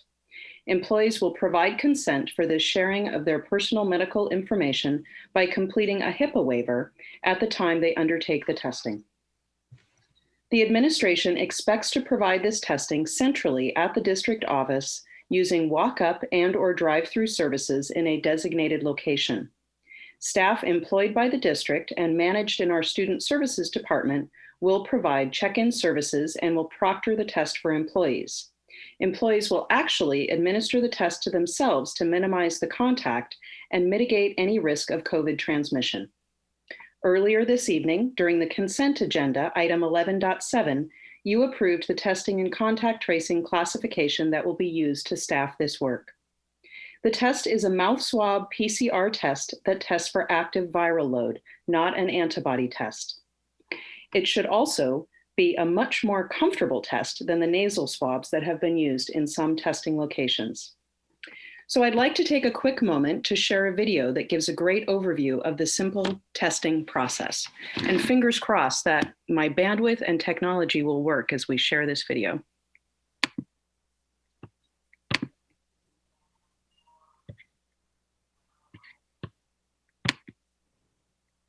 One moment. And you'll find that there's a moment of silence as we begin the video.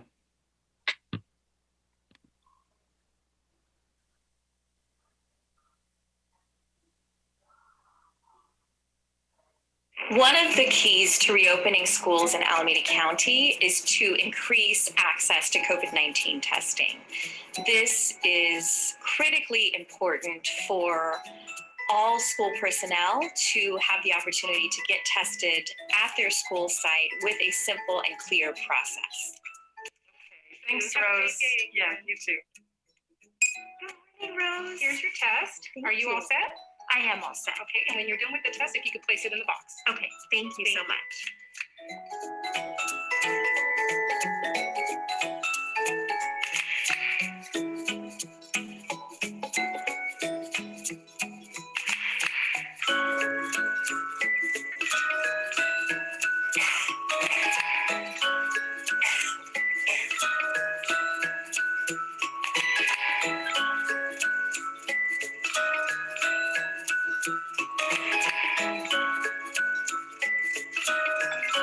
That's 20 seconds.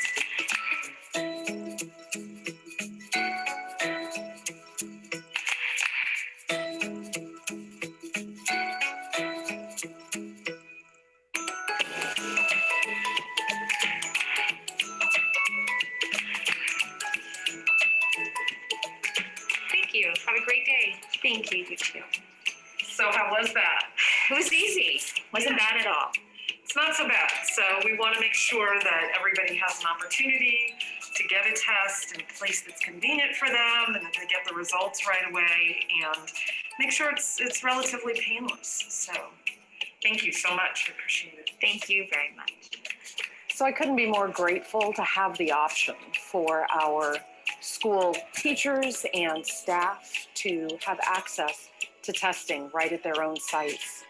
This has been a challenging time for us all, and the more we can do to implement measures that are going to ensure that we come back with safety at the forefront of what we're doing, the better. So having the ability to have testing and partner with Curative has been a great step in the right direction. And I couldn't be more encouraged about the days and months to come. Although there's uncertainty about what our next steps will be, I'm glad that we can take this step forward in confidence.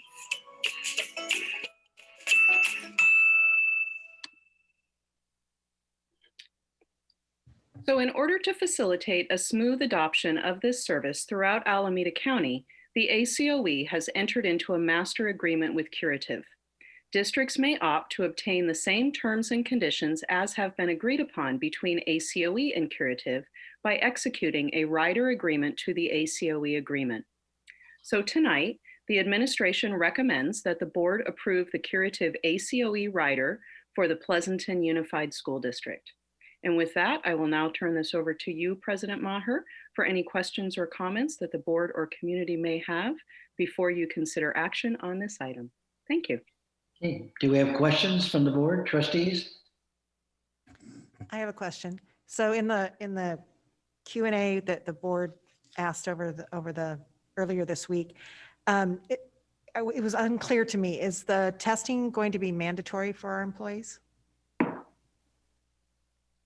So at this time, the administration is recommending that we pursue voluntary testing for employees, and we do not mandate it or make it a condition of employment. Why is that? I'd like to turn this over to Mr. Hernandez or Mr. Sheikh al-Islami or Mr. Dialazo to speak to that. So a great question.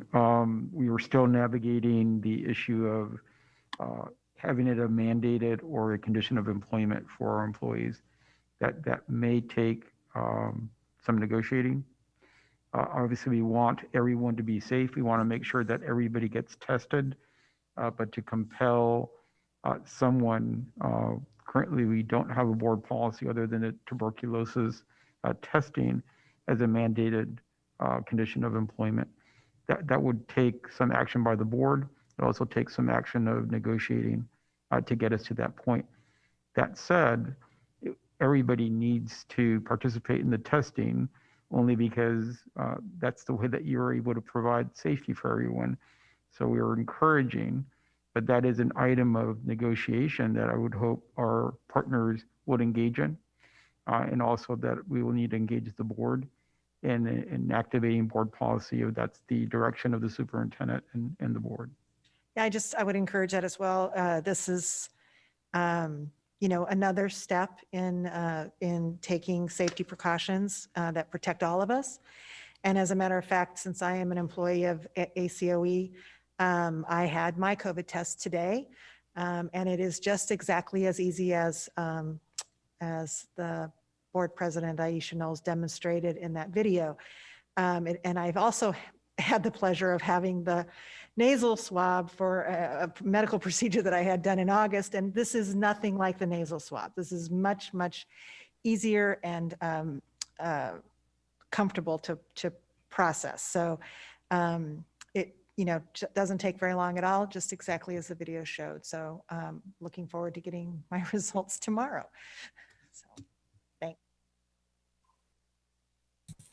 I had a comment too. And isn't it true that we also were suggesting that staff could also go to their, their own primary care or wherever to get a test if they didn't want to do the one provided by the school district, right? They didn't have to use this testing lab if they didn't want to. That is correct. That is correct. So we do encourage our staff to take tests if they choose to do that, but the district will be providing, obviously facilitating the access to a test. So again, we're encouraging everyone to participate. I think that's the only way that we can really move forward. That said, compelling people may be a challenge at this point. Right. I also think I heard in some other communities that Kaiser is prioritizing school staff. If they do go to Kaiser for testing, they'll prioritize their test and their results. So I don't know if our local Kaiser's doing that, but I have heard that's happening in other communities. Amy, if we have a student or a staff member that tests positive for COVID, even if it's outside of our monthly check, are we going to test all those who came in contact or recommend that they be tested? So the district has established protocols for how we would respond to any sort of situation where a student or staff member has tested positive. Mr. Dialazo or Ms. Reif or Ms. Heller are the designated COVID liaisons for the district, and they would be able to speak more about that process. But yes, there would be a mechanism where students and staff would be communicated with and informed of any sort of positive results. Could they take advantage of our testing? Yes, the district is able to offer the testing to employees on any schedule that we wish. This testing is primarily focused and limited to essential workers So we wouldn't be testing students as a result of this contract, but we would be informing them of any sort of situation where they would be exposed to COVID in our environment. Any other questions, comments? Okay, and this is an action item. I'll go ahead and move approval of 12.2. Okay. Second. Okay, trustee Arkin, Aye. trustee Larson, Aye. trustee Miller, Aye. and trustee Yee. Aye. And trustee Maher, aye. Motion carries. Okay, thank you. 12.3, excuse me. Report discussion and possible action to approve CalPERS SERB Fund Resolution number 2020-2021-14, agreement and election and delegation of authority. And this will be a roll call vote, which we do on everything. Okay, Ahmad. Great. Now I'm on the right item 12.3. Sorry about that. So this, we've been having the discussion for a while. At the last board meeting, we had an OPEB report provided to you by Nyhard, our consultant who does our GASB 75. And at this board meeting, we are now going to have an update and a presentation by CalPERS, which is the fund that we're recommending, the trust fund that we're recommending to be open. So I'm going to turn it over to our Senior Director of Fiscal Services that will kind of give us a little background and then turn it over to CalPERS. So with that, Thomas Gray, you ready? Yeah, thank you, Ahmad. Good evening, board, cabinet, staff, and community. The Government Accounting Standards Board issued GASB Statement number 75, which requires the district to report its accrued liability for post-retirement health benefits.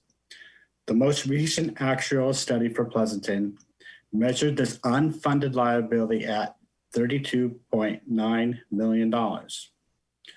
Now, the district has set aside $6.7 million for this liability. However, these funds are in the county treasury and earn about 1%. The district can transfer these funds to the California Employees Retirement Benefit Trust and over the long term yield better returns and reduce the district's unfunded liability. Tonight we have Ms. Karen Lookingbill from CalPERS who will give us a brief overview of this trust fund. Thank you, Mr. Gray. Good evening, everyone. President Maher, the Board of Trustees, Superintendent Hageland, the Cabinet, and the community members. Good evening. I am Karen Lookingbill. I'm with CalPERS. I would like to thank you, and we're very grateful for this opportunity to present information about the CalPERS OPEB CERBT pre-funding trust. Next slide, please. So your GASB 75 actuarial valuation report by Nyhard provides you a snapshot of the liabilities for OPEB. So here, just to see and share with you that the promised benefits for retiree health care continues to grow for the school district. And you have options here. And one option, a prudent option, is pre-funding these OPEB liabilities. Before I move on to the next slide, I just wanted to share that your liability continues to grow. And since you are not pre-funding, you are like zero funded in terms of in a trust, you can also see that your discount rate that you're using is small. So for just 6/30/2019, the liability that you report in your financial statement is almost $33 million, and using a discount rate of 3.15%. Now, there is an alternative here that I would love for the school district to consider. Next slide, please. But this involves a change in behavior, a change in a strategy. So it is a big shift from what other employers have been used to doing. And this really is the main message here. There is a benefit or an advantage when you started to pre-fund your OPEB liabilities. And the biggest one is it truly increases your investment income. Because if you set aside these funds to a higher yielding trust, therefore the district in the long run will realize investment income or investment gains. Therefore, you reduce your dependency in your general fund or your operating budget when it comes to pay for these increasing costs. And you know, the more assets that you build here, the more your dependency or reliance gets reduced. Also, you reduce the unfunded liability. Earlier, I mentioned about that discount rate that you use when you're not pre-funding. Once you start pre-funding, you'll be able to use a higher discount rate or interest rate that corresponds to where you're investing the money.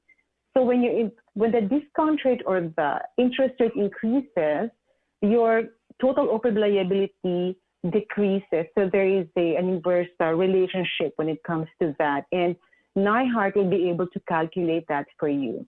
So what is that impact to the school district? You report lower liabilities, and add to that, you put assets into this trust. Your assets will also offset those already lowered liabilities. So which brings me to the third importance or impact of pre-funding. You really experience the benefit of prudent financial management. So once you start pre-funding, you will see a more optimized financial reporting for the district. Also, bond rating agencies look favorably at employers that pre-fund their OPEB liability. Moving on to the next slide. I wanted to just briefly share with you a success story. So this is a served employer, and you can see a then and now scenario. When they were not pre-funding, they would report their entire liability, almost $8 million, in their financial statement. They're using a low discount rate. But if you look at where they were based on their 6/30/2017 financial reporting, so they have been pre-funding actually for 7 years here because they joined in 2010. You can see that they were able to use a higher discount rate, the liability lowered. They make contributions to the trust because, of course, it's a financial commitment to put some money here if you want.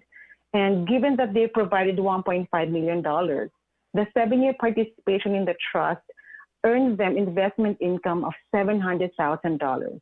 Now, that money, most likely you will not be able to reap or gain if you keep your money in low-yielding investment vehicles like county treasury or a LAIF account. So to wrap this up, if you just look at the funded ratio, in 7 years' time, they were more than 50% funded. They were able to catch up with that liability. If this agency is not pre-funding, it means up to now they're still 0% funded. So they are much better off today than they are if they did not pre-fund. Next slide. So I wanted to share, which is very important, the kind of relationship you have when it comes to pre-funding OPEB liabilities. When it comes to your participation, the district has full control of the funding policy. You really are in the driver's seat here. You control which investment vehicle to participate in. And again, it's based on your time horizon, based on the yield that you want, as well as your appetite for risk. Also, this is a voluntary trust fund when it comes to contribution. Therefore, you get to decide if you want to contribute, and if you want to, how much is the contribution and when you want to send that contribution. So again, contributions are never required. It is up to the discretion of the district when they want to do that. One great thing about this irrevocable trust is you can also liquidate assets. So at any point in time, if you also want to start reimbursing yourself for these expenses, then you can go ahead and request for the liquidation or a reimbursement of your OPEB assets. Next slide. This is just evidence of the kind of control that every employer in our OPEB trust has. It's because we have many different OPEB, like pre-funding policies, because again, they decide how they want to participate in the program. But just to share with you the trust experience, majority of our employers contribute to the trust on an annual basis. And this is typically assigned or aligned based on the actuaries' ADC, actuarially determined contribution. So typically, OPEB actuaries will calculate a recommended amount that an employer can set aside every year that they can contribute to the trust. So I said majority of agencies do this. But again, since the funding policy is the control of the employer, we also see agencies that don't do that. They only partially pre-fund or send contributions because they might not have the financial capacity maybe for the next X number of years to send, these contributions to the program. There's also a third option here. These are discretionary contributions based on their budget. So there are employees in the program wherein when they joined the trust, they had monies in a reserve fund. They put the money there, but they never touch the fund again. Or they will just contribute if only they have a surplus at the end of the school year or fiscal year. So again, this goes to show the flexibility when it comes to the participation in the program. Next slide. So we wanted to share with you that choosing us, we hope, would be something that you would like to move forward. Just to share with you that the CalPERS OPEB Trust is the largest OPEB trust provider in the United States in terms of the number of agencies participating. So more than 570 agencies are in the trust, and also in terms of the assets being managed, so beyond $12 billion. And this is the reason why more employers choose us. One is investment management expertise. We have been in the investment management business for more than 80 years. We are a public agency like you. Therefore, we cannot retain a profit. No one has a commission here. Therefore, we are able to really offer the lowest participation fee rate out there. We also offer the best customer service. We are a very lean team of 13 people, and we know that we respond immediately. We're always available 24/7. We also simplify the administration. It is very easy to participate. It is very simple to join. And last but not the least is GASB compliance. We both, again, are public agencies. We are highly scrutinized. So we believe we're the perfect partner when it comes to compliance to governmental accounting standards and other laws and regulations. Next slide. Earlier, I've shared that we are the largest fund. So just allow me to share with you how many agencies are in the trust. There are 573 to date. In California, we do have a great mix of different employer categories here, and you can see that we have a total of 70 school employers. So that includes school districts, COEs, as well as community college districts. Next slide.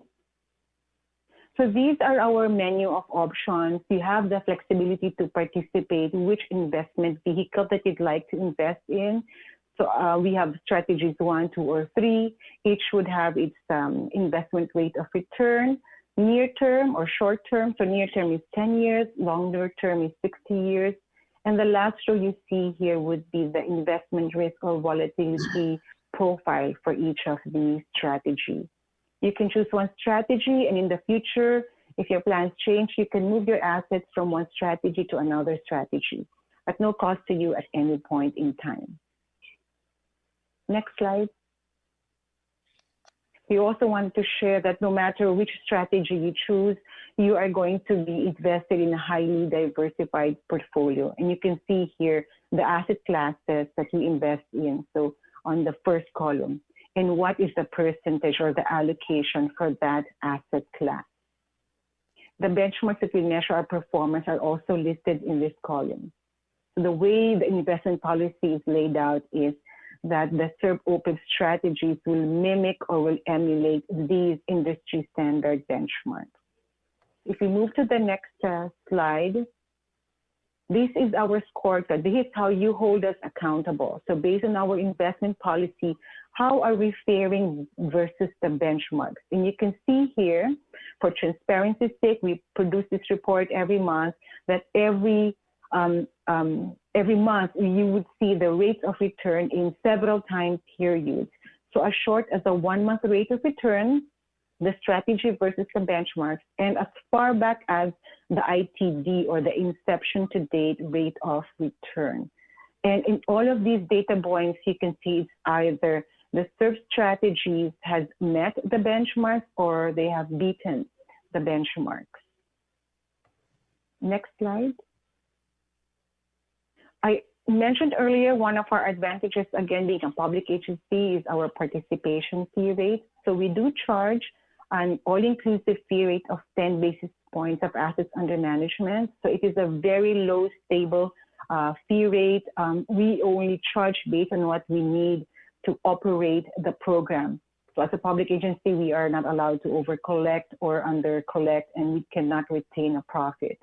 So to give you an example or illustration on the next slide, if we are to manage, for example, $1 million, so to simplify this, let's just assume that for 1 year, there were no contributions or there were no disbursements, it did not gain or lose, we would have charged that employer an annual cost of $1,000. Most of our competitors that are for-profit private organizations would charge you 6 times to 8 times more than our fee rate. Next slide. In terms of customer service, we wanted to always share with you that because we are a very lean team, we are easily accessible and available. We offer always our mobile phone numbers, our email addresses, even our direct lines. We also offer account updates or plan reviews to the school district, depending on how often you would require us to do it. I'm sorry, we also have some workshops or webinars available to educate other employers or staff members with regard to the program. Next slide. In terms of financial reporting, our commitment to GASB compliance with government accounting standards is 100%. Therefore, for the 573 agencies that are in our trust, we provide them support when it comes to their GASB compliance, GASB 75 compliance. So we do deliver reporting for them, again, for no fee. Moving on to the next slide. Okay, this is my last slide, just contact information. I really hope that you strongly consider pre-funding. It's really an opportunity for the school district to prepare for these increasing costs in the future. It's also an opportunity to reduce your expenses in the future, as well as increase your investment income and use this investment income to pay for those OPEB expenses. Thank you. And if there are any questions for me.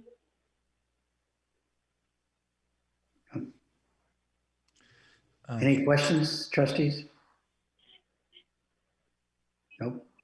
I have a question for Ahmad. We talked about the decision for the amount that we would contribute should we go forward with this as being the finance committee. So I would, yeah, so if the board approves the establishment of this fund, I'd like to bring this back to the finance committee to look at the strategy options and the timing of the investments and the transfers. We can do it over a year, we can do it over 2 years. The timing of that's real critical so that we hit the market at the right time. So that's what I was my thought in terms of after the if the board approves the establishment of this fund. And I guess my question is, what is the finance committee? Sorry, do you mean the board budget subcommittee or? Yeah, I guess the board, okay. The board budget finance. Yeah. Okay. Sorry, I just was. Yeah. Thanks. I might get sometimes. I might get my lingos mixed up with Menlo Park, so I apologize for that. Well, I mean, I think that actually that's something we should look at the policy. I know, that's right. Name it budget, but being that we would be operating in this new arena, we might. Yeah. So. Additional questions? I had a question for Ahmad as well. So the well, actually two things. First comment, I really, really like on the transmittal, on the rationale, the statement. It's one of the clearest statements about what OPEB is. You know, when we talk to people in the public, it's sometimes really confusing for people to understand what we're talking about with this. And so it's you know, this is a requirement by the Government Accounting Standards Board to require the liability of these healthcare benefits that are going to be given to our employees after retirement. We have to accrue them during the employment period that they're earned. So that's why we have this big dollar amount that's unfunded out there that we didn't used to have to recognize, and now we do. So I thought it was really clear. I thought that was a really great statement. Very understandable. So kind of want to go back to the conversation that we had last time about this too, which is just to me, the biggest risk here is, again, the investment risk. And so the strategy of which, you know, how much risk we're willing to assume, how much investment risk we're willing to assume, to me is kind of the biggest question. Yes, these dollars are going to be locked away in a trust, which protects them, since we need to start funding them. And so there's a liquidity issue that we wouldn't have the option of using these funds in a cash flow situation where we might now be able to do that. But it also is prudent and you know, protects us with these liabilities being set aside. So that's just my it's not really a question. It's just, to me, that's the part of this that is a little bit different as a public agency where we're not investment experts. You're not an investment expert. I understand that we have resources with CalPERS, but that's kind of the thing that we just want to be really careful about moving forward, about how much, you know, whether we're looking at the investments that are recommended and how much risk we're willing to assume and over how, you know, long a period, just like anybody's personal investments. You know, if you're looking at 5-year returns, you're not really seeing what happened in the Great Recession. So, so which strategy we're going to choose to, you know, earn the interest that's going to help us achieve our goals. We also don't want to go too far out in, you know, crazy time with public dollars. So that's my comment. Otherwise, I'm very excited about it. Okay. Anybody else? Comments, questions? Okay. Jamie?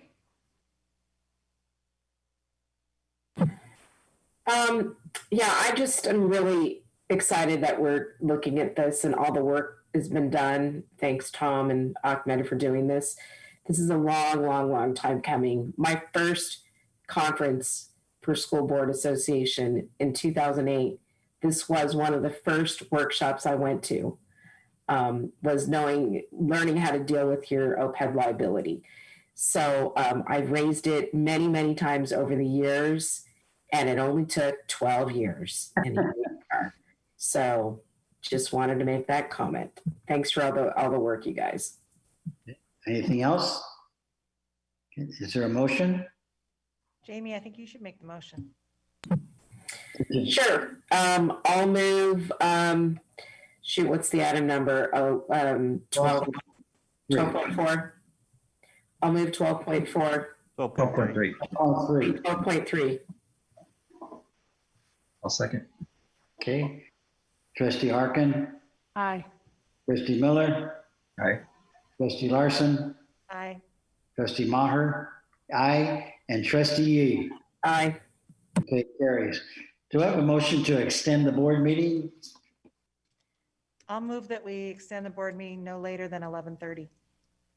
11:30? I'll second. Okay. Trustee Larson? Aye. Trustee Harkin? Aye. Trustee Miller? Aye. Trustee Yee? Aye. Trustee Maher? Aye. Would you like a 5-minute break before we tackle the rest? Anybody have to make a bathroom break? I don't need Yes, I would like 5 minutes. Okay, we'll meet back at 10:05. Welcome back. Let's start with item number 12.4. That would be Ahmed. Yes, thank you very much.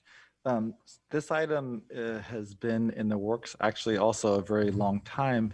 It includes items for purchase and acquisition related to technology, both for Measure I-1, and we've also been working very closely with our teaching and learning and other groups to look at the needs on the hybrid.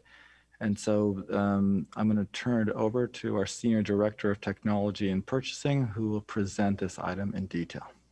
Amy Nichols. Good evening again. Give me just a moment to make the technology work one more time here. Just one moment. Okay. Thank you for the opportunity to present again to you this evening.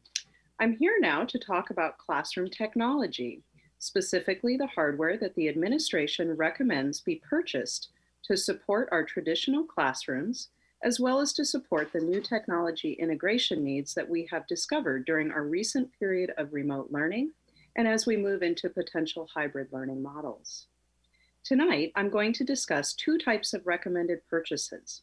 One that, as Ahmed said, we've been planning for a long time using our bond funding and will support traditional as well as pandemic teaching and learning. And I'm also going to discuss some additional recommended purchases that would provide teachers with options to support continued remote learning or hybrid learning as we move towards reopening our schools. So I'm going to begin with a little tour of a traditional classroom. We know that a digital display and audio amplification system are key technologies that support the presentation of information by teachers and students. We know that our teachers need to have laptops, mobile devices that are internet enabled. We also know that our students need access to the internet as well. A document camera can facilitate the presentation of real-world, tangible items to students. And although this can sometimes include real-world writing on paper, document cameras can also help students and teachers show small, tangible items to the class. Measure I-1, passed by our voters in 2016, includes funding for these items. Thus far, we have rolled out the staff devices and the student devices. Our district tech committee and school sites have been considering options for the digital displays and audio amplification systems for quite some time, since the 2018-19 school year to be precise.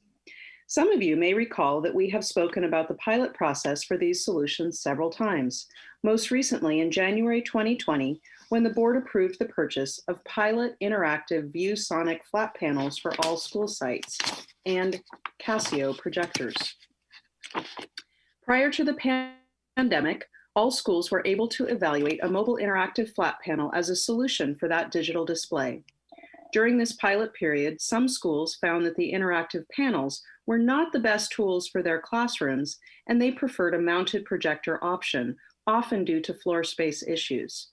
The carts that hold the mobile interactive panels take up a large footprint on the floor of a classroom.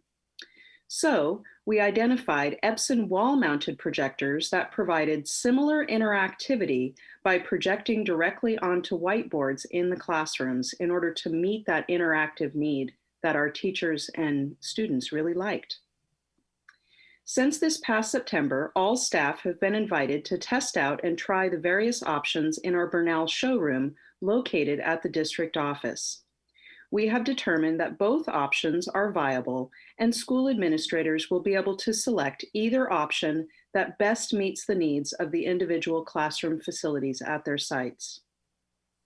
After piloting, the district tech committee and school sites agreed to standardize on the Lightspeed RedCat audio amplification system. This solution will amplify the teacher's voice and any content presented in either of the digital display options for all students in the traditional classroom. The District Tech Committee is currently working to identify potential document camera options that fit within our budget and will work with the digital display options. The administration has begun working with school sites to design the solutions that will be installed in each classroom. The hardware for these solutions will typically be procured using government multiple award contracts and will not require formal bidding. Installation services will vary depending on the type of digital display that is selected. No installation services will be required for the audio amplification systems or the document cameras. These are simple devices that will be deployed by site and district technology staff. The administration recommends that the board adopt the standards defined on this slide at the estimated cost outlined for a total project budget of $6 million to install these solutions in all classrooms throughout the district.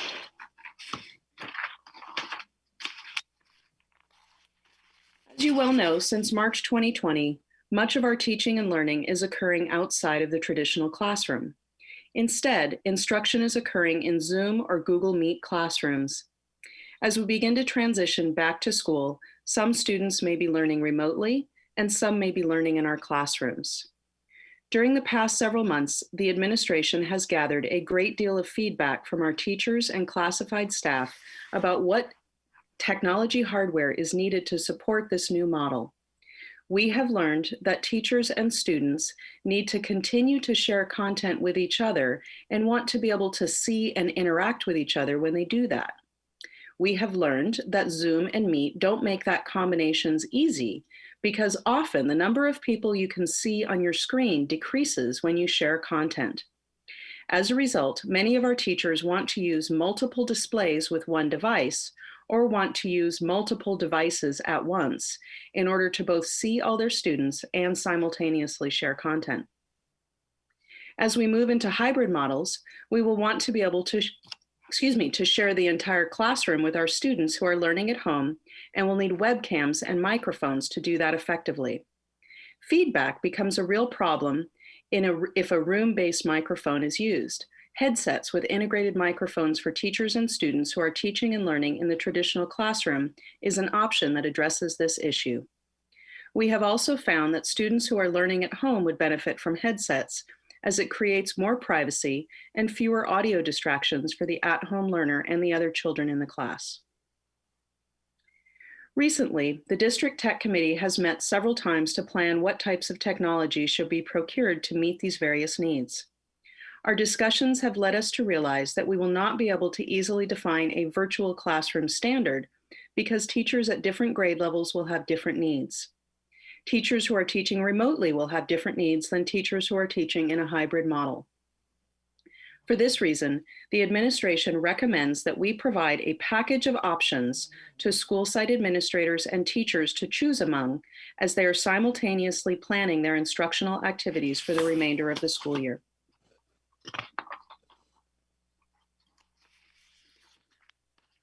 The administration has worked to create a catalog of solutions that meet these needs. This catalog includes additional devices such as MacBooks, iPads, and Chromebooks, additional monitors, webcams, microphones, and headsets. We are also offering mobile furniture that will allow for easy, ergonomically correct arrangement of these items. Teachers will each be able to pick from these options using a point-based system. Each teacher will have 4 points available to them. Teachers will be able to select from the several different items in the catalog, some that will be valued at 1 point, some 2 points, and some 4 points. The total cost to provide these options to teachers, as well as to provide headsets with mics to all students, is estimated to be $1 million. In order to allow for the rapid selection and procurement of these items, some of which we ideally want to have in place in time for our school reopening, the administration recommends the board delegate authority to the superintendent or his designee for the purchase of these solutions. $6 million of Measure I-1 funding will be utilized to procure the hardware supplies and limited installation services required to provide the digital displays, audio amplification, and document cameras for the traditional classrooms packages. We anticipate that these purchases will be made and the solutions deployed over the next 6 months. The administration will be prioritizing the classrooms that will be reopened first in the coming months. $1 million of CARES Act, learning loss mitigation, or general funding would be used to procure the additional hardware required to support the new technology hardware resources required to maintain interaction between our teachers and students, and to facilitate the simple sharing of content as we teach and learn remotely or in hybrid classrooms. We anticipate that these purchases will be made and the solutions deployed in the next 60 to 90 days. With that, I'd like to turn this back to you, President Maher, for questions and comments by the board and our community before you consider taking action on this matter. Thank you, Amy. Trustees, questions? I had a question about the existing doc cams and technology that exists in many of our classrooms. What's the process for, are we giving everyone new doc cameras and things like that, or are we only classrooms that don't already have it? So actually, doc cams are an item that most school sites need replacement on. But for the most part, what the idea is that these solutions will be provided to the classrooms that need them. And that's why we're looking at the flexible choice options, is to try to provide variations in options when there are good tools already available in a particular classroom. And are the funds that we're looking at, the learning loss mitigation funding or the CARES funding, is that dependent on the December 30th deadline to spend the dollars? Yes, the CARES funding is dependent on orders being placed and merchandise being received by December 30th. Learning loss mitigation, we have a little bit more time to spend. Thank you. Anybody else? Mark? I have a quick question. The first tranche of items, the document displays and all that, is there any remote learning value to those technologies?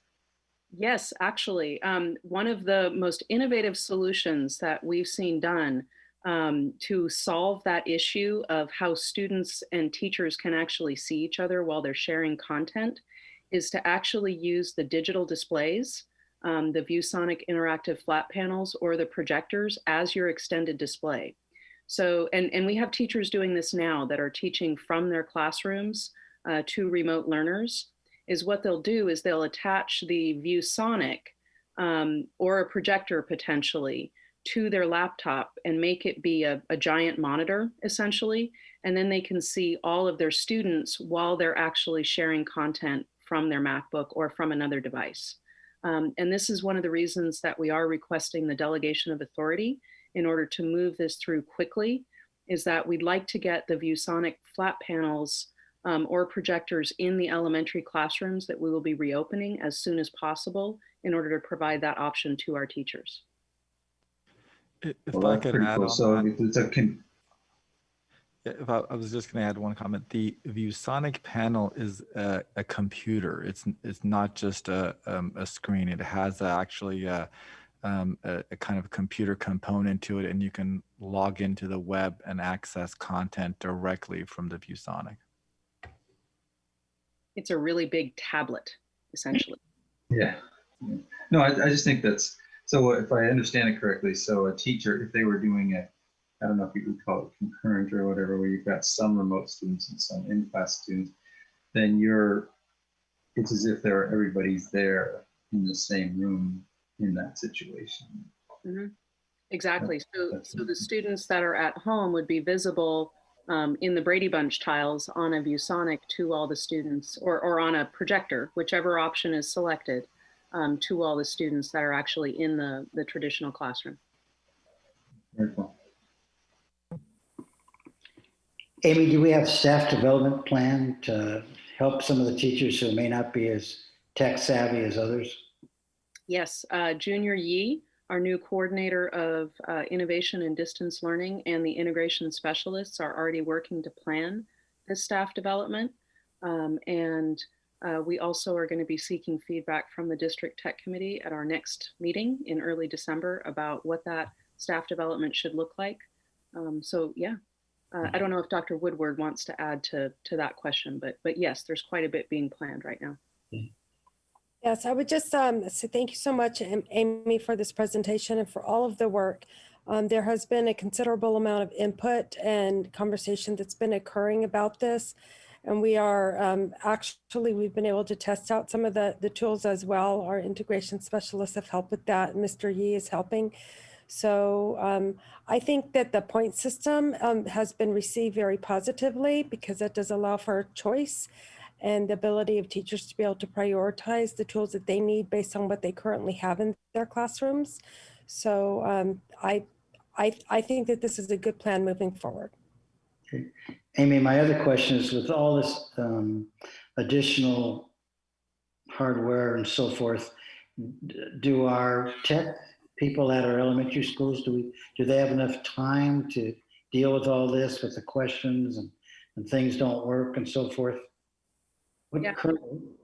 Yeah, we've been speaking quite a bit to our site techs about these rollouts and getting their input. Many of our site techs are also on the district tech committee, and that is an ongoing question that we are looking at. Our new coordinator of educational technology, Cindy Lau, who I believe is in her second week with us, is already starting to look at the methods that we will be using to make sure that we've provided adequate training to our site techs in the deployment and management of these systems. And we, as always, are going to need to be looking at staffing levels and making sure that they do have the time to support these resources. Because currently, what's our staffing allotment now, time-wise? What is it now, currently? So currently, our elementary schools are funded by the district at 6 hours per day for 210 days per 210 or 220 days per year. So they do come before and after students leave for the school year. Our middle schools and high schools are funded at 8 hours per day. So they do have a little bit more time available. Some of our elementary schools also have additional funding that's been provided by PPIE or their PTAs to augment that 6 hours per day. I see. Okay. Any additional questions or comments? I had a question. Over the past several months, Amy, we've had a lot of parents, in sort of frustration for wanting to hurry up for us to get school open again, have said, they would volunteer and they would help, install things, do things or whatever. So is there any, this is a pretty heavy lift to get all this stuff installed. Is there any opportunity to put a call out to people with some specific skills that can help make this go a little faster? Mm-hmm. So we're always looking to partner with parents in our community, many of whom bring really wonderful skills to the table. One issue that we always do need to be cognizant of is that when we bring volunteers in, that it's not supplanting any district employee work. Right. Yeah, but we have found that, many of our parents are able to share wisdom and share ideas with us. We had a number of parents that were quite instrumental in providing some training content and information about how to use Zoom effectively, things like that at the beginning of the pandemic. And I'm quite sure that we'll be able to continue to rely on our parents to assist us as we move forward with these endeavors. Mm-hmm. So how do you organize something like that? Do people just start contacting you, or how does that usually happen? Mm-hmm. Yeah. We've been meeting with parents and speaking with them. Dr. Hagland often receives communication from parents who offer their services and support to us. Our budget advisory committee actually has some particularly innovative parents that we're working with right now to look at some solutions as well. So we have a variety of different ways, yeah. Good. Exciting. Any other questions, concerns? Okay, do we have a motion?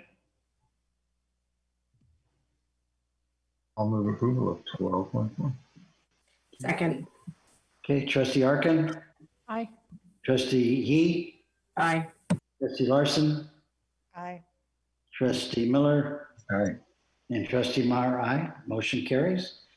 12.5, report, discussion, and possible action to approve a one-time delegation of authority to the superintendent to purchase air purifiers at a cost not to exceed $600,000. Mr. Shikazalami? Yes, at the last board meeting, we discussed the reopening plans, and as part of the reopening plans, we've really focused a lot of effort and energy and resources to improving our HVAC ventilation systems, both in upgrading them to the MERV 13 filters, looking at the units for any, maximizing the air intake from outside. And the third component as part of the recommendations from the county was also to look at air purifiers. And so this item is to allow the district to purchase air purifiers for each of the classrooms in the district. With our poor air quality during the smoke days and other events, these assets can be utilized hopefully beyond the pandemic to provide clean quality air in our classroom spaces. We've also designated the CARES Act funding, and we've received about 100 of these units, and they've already been deployed throughout our small cohort classrooms and have been effectively used. And I think we got another shipment of about 50, but going district-wide, we'll need that authority. And I believe, Amy, you've already started the RFP for these units, and we should be ready to go once that delegation is given. Questions, comments? Okay. I think Move approval of 12.5. Pardon? I'll move approval of 12.5. Second? I'll second. Okay. Trustee Arkin? Aye. Trustee Miller? Aye. Trustee Larson? Trustee Larson? Aye. Trustee Yee? Aye. And Trustee Maher, aye. Motion carries. 12.6, report, discussion, and possible action to approve the agreement for meteor education for the purchase of the Phase 1 4th and 5th grade furniture for the rebuild and modernization project at Gladyston. Ahmed. Right. Well, I think that when you start talking about furniture, you're getting close to completing something. And so that's the exciting part of this, is that we are getting to the point where 2 of the buildings are going to be completed, and it's time to purchase our furniture. So with that, I'm going to turn over this to our Director of Facilities and Construction, John Chwastik, to go over the purchase of classroom furniture for Lipscomb. Thank you, Ahmad. And hello again for the next board agenda item we have tonight. Tonight we're trying to order the first phase of Lipscomb, which it comprises of 2 buildings, and it's 10 classrooms and a few collaboration spaces. And so we've had we're building off of past information of the development of the ed specs, which is approximately 2.5 years ago. And then also some furniture standards for the elementary level, which is approximately 2 years ago as well. So this is not all new information. A lot of this has already taken place, and various board approvals have happened. And so what we've done is we've come up with a plan of what the furniture would look like, reviewed it with the principal, the site staff, or various site staff that he assembled, Jake Berg. And then we're coming up with that solution, but we also had input from the sites that they wanted to modify some things. And so we're going to talk about how we modified them as well. So tonight it's going to be myself and Csea Galetti, and also Debbie Capadonia from Meteor Education. She's the furniture supplier that we've had approved some time ago. So the agenda, actually, where is it? Can you slip to the agenda? Primarily, this is covering 4th and 5th grades. And with this, we've also looked at storage and what the actual furniture is. When we met with the staff and the principals, storage is always a really big concern. So we wanted to come up with a way to actually identify what kind of quantity of the storage is. And Csea is going to talk about that in a little bit. And so we figured out how much storage roughly for district required materials and books is needed.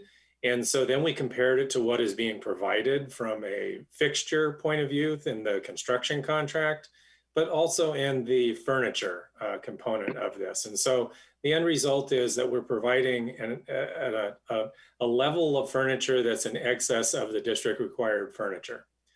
And so then we'll talk about next steps at the end of this. I'll turn it over to Csea for the next slide. Good evening. As John mentioned, most of this has been presented to the board over a period of time, and you can see on the second bullet there the different presentations that were given. And part of why we want to give a little bit of the background is because John and I are actually new to this. We were both in different roles when the board was presented the information.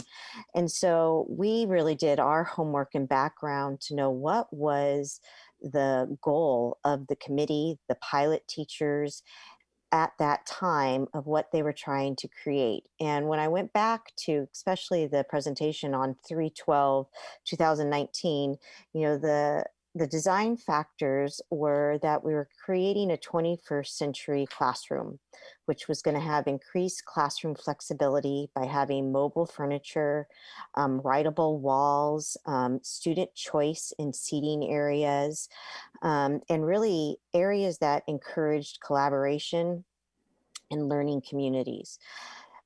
When we started moving forward with purchasing this, we of course engaged the staff, and there were some very legitimate concerns that the 4th and 5th grade teachers have brought up.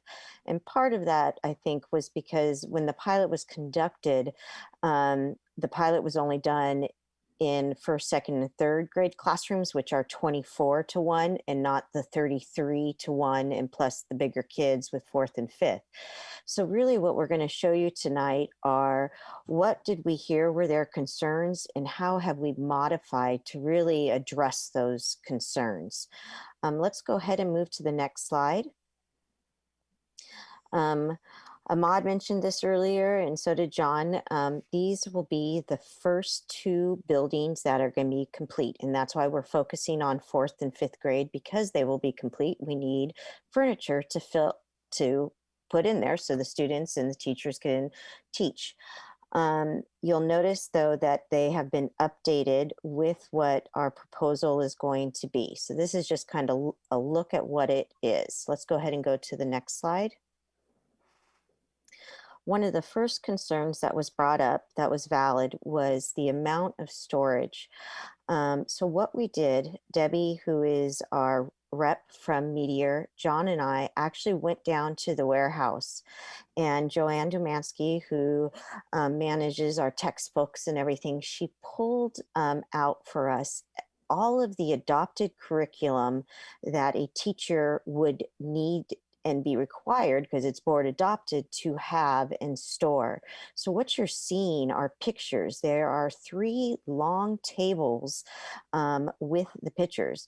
Both John and Debbie then took measurements, took video, and then went back to see, okay, what storage are we currently is planned, and how could we might increase that so that the required materials actually had space to go.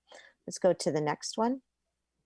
I'm going to let John turn it back to John so he can actually explain in detail how those calculations were done. Okay, thank you, Csea. Basically, this is 3 categories here. The very first one is the district required books and materials. And that we estimated based on what was laid out is approximately 63 square feet of materials. There's also another group of things, the next 3 bullet points, that are the fixtures that are in the classrooms that are provided by the contractor. And that is some fixed casework and tall cabinetry and bookcases and things like that. And so that adds up to an excess. It's approximately 50% more than what the district required books are, just for extra things. And there's still some items that are not included here, which are the cubbies and then the teacher desk. and also the collaboration bookcases, which we provided one bookcase for each classroom that they could use outside of the classroom in the collaborative space. And so that adds up to 5 bookcases in the collaborative space. At this time in the phase 1 order of furniture that we would like, we're not really building out that entire collaborative space in each of those 2 buildings. And so we will have another time to do another order when we order the library furniture, the admin space, and then also the kindergarten building. So this is really just about half of the furniture that we need to get for this project. So we've also estimated overall, when you add all these other items up, about 96 square feet in excess space. But we understand that the 54 square feet of the cubbies is really student storage, but some of the district required materials does go in there over time. So the next slide. Here's a diagram of what the spaces could be laid out like. We provided 2 different plans. It's allowing for flexible furniture and storage. And this is what was really discussed in the educational specifications that were prepared years ago, and also in the furniture standards for the elementary schools, that those were developed. And there were at least 3 board presentations on those. So it allows for seating for 36 students. It has 3 cubby units, which are wood grained in there. Adds up to 36 cubby units as well. And it has 3 bookcases, which are shown as blue, all of which can be moved around within the classroom. And then there's the built-in casework, which cannot be moved, but that's over in the right-hand corner with the little red dot, which has the wardrobe cupboard and all that kind of stuff. So this is a little layout of the fish tables and taller seats up there. And also it has a rectangular table. So it's a variety of casework or actually cabinetry and furniture within this space. So the next slide, please. This is, you're going to see 2 slides here. This is the previously planned 4th and 5th grade classroom furniture. And then there's another slide, which I'll go to in a moment, which is what we modified it to. With the district or with the school site feedback from the teachers, the upper left-hand side, the Arcadia furniture or the desk, that was changed. They preferred another one, which you'll see in a moment. We increased the individual seating to a higher number, and then also increased the individual desks to a higher number, which you'll see those on the next slide. It also has ottomans that we had 6, 7, 8 of those. We reduced that to a lower amount, and then the stools didn't have a back. So let's go to the next slide. And you can see the changes here. The table is different for the students in reduced quantity of the red table, the circlet. The grow stools reduced a little quantity, increased these student chairs, and Shea's going to show you a little graphic table that shows the differences of what the furniture was. But you can also see that there's stools that have seats on the backs now as well. So the next slide, please. And then Csea can go and talk about this one. So this is just a compilation of everything that John just talked about, of what we previously started with, what was proposed, and what the difference is now. I'm not going to go through each one because John did a really nice job through the pictures showing everyone, but really our goal was, how do we preserve all of that tremendous amount of work that the pilot committee put in to the original plans while still addressing the concerns that were brought up now. Now, I can't say we 100% addressed all worries that may happen, but I really think we have come to a happy medium and really listened to what they were concerned about the number of student chairs, being flexible instead of having single chairs, increasing individual student desks, and increasing the storage. The other things that is critical, and one of the things in just researching this, we picked Meteor because they include teacher training. They call it onboarding. And one of the very first slides in the presentation, if you could recall, since it was 2 years ago, it showed a picture of an industrial workspace, and it was very much factory. Everybody was in their own little. They weren't desks, as it wasn't school, but they're in their own cubbies with their own table, and it was very stark. Where, guess what? You flash forward, that's actually what we have now in almost all of our classrooms. Everyone has their own individual desk.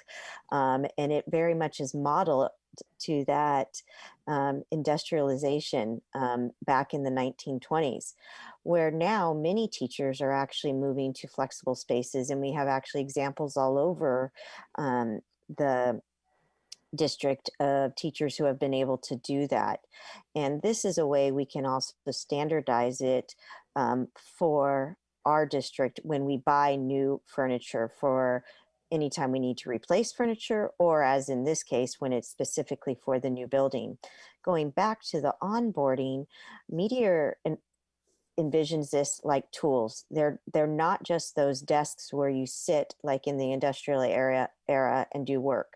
They're really meant for as tools to be able to collaborate and learn.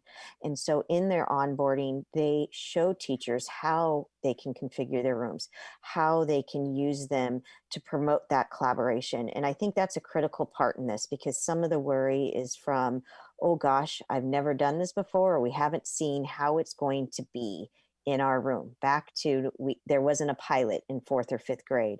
And so that onboarding just again will be a crucial part in helping teachers feel comfortable with the new furniture. And I think now we're going to the next slide, which is wrapping it up with next steps, and I'll let John wrap us up. Okay, thank you again, Csea. So tonight we're really recommending that the board accepts our proposal of what the furniture is for this first phase. And then also, we will do the furniture order very quickly after this. And it is going to, as long as they get a order before Thanksgiving, they can provide the schedule up into the January timeframe. So we're coordinating that with the construction activity that's going on there as well. So at least we have some commitment by the Meteor company as well. The next thing that we need to do as well, it's for the next projects, is at the middle and the high schools. We're going to be looking at the science classroom furniture, and also for Hart Middle School, the other classrooms that we're going to be providing there as well. We're going to try to just maybe not do 100% comprehensive review and come up with the ed specs for that level to order that furniture quite yet, but we are going to do a comprehensive study to what that furniture is, review it with the site users, review it with the educational department, and come up with solutions in the future as well. So that's it for what we've got now, and we're open for questions.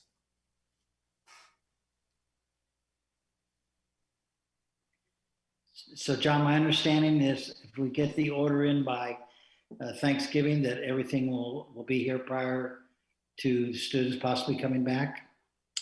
They would be actually in the mid-January timeframe, not the January 4th, but that would land approximately on the Martin Luther King holiday. And we also have a concurrent issue at the site regarding some electrical transformer and switchgear issues with ordering that.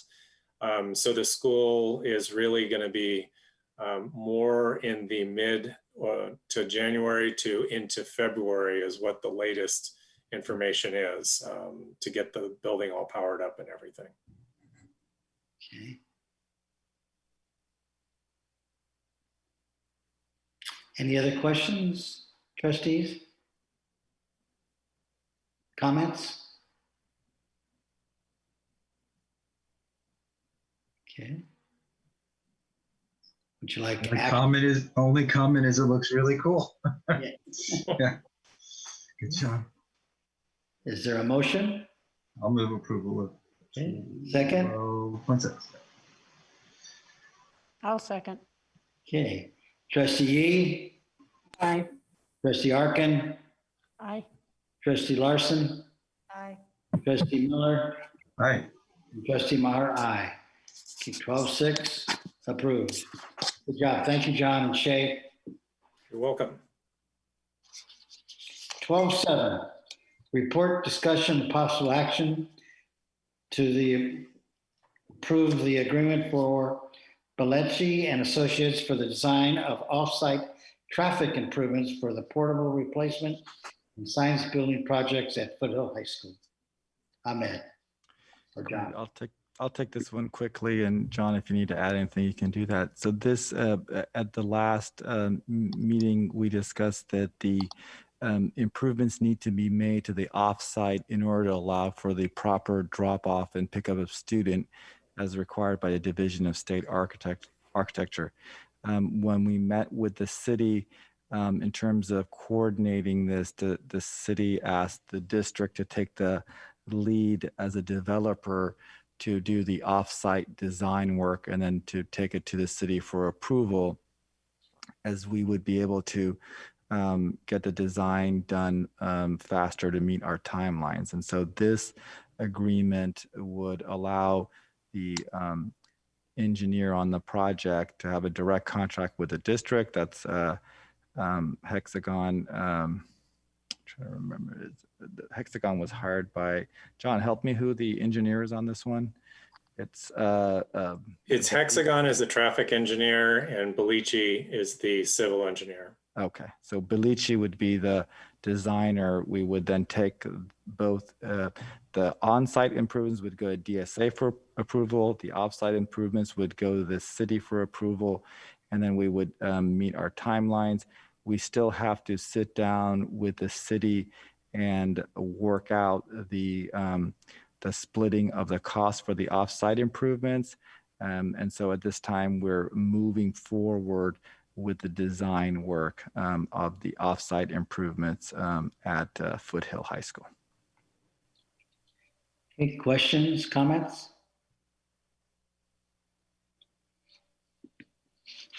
Ahmed, I guess my question would be, has the city indicated they're willing to join us in this project? Yes, the city had set aside a certain amount of funds to do improvements to a left turn pocket. So they were had that as part of their capital improvement. And we've had several meetings with them moving this forward. The city itself actually helped us with the initial study that Hexagon was hired to do. So they've been a partner with us. And so now the next step is basically for us to sit down and do the arrangements for the splitting of the cost. We still also have to work out the costs for the Bernal and First Street improvements where the city is going to need to take some of our property to expand their right of way. So between this project and that project, we got a little bit of negotiations to do with the city. Well, fortunately, we have someone we know that will be on the council. Okay, any questions or further comments?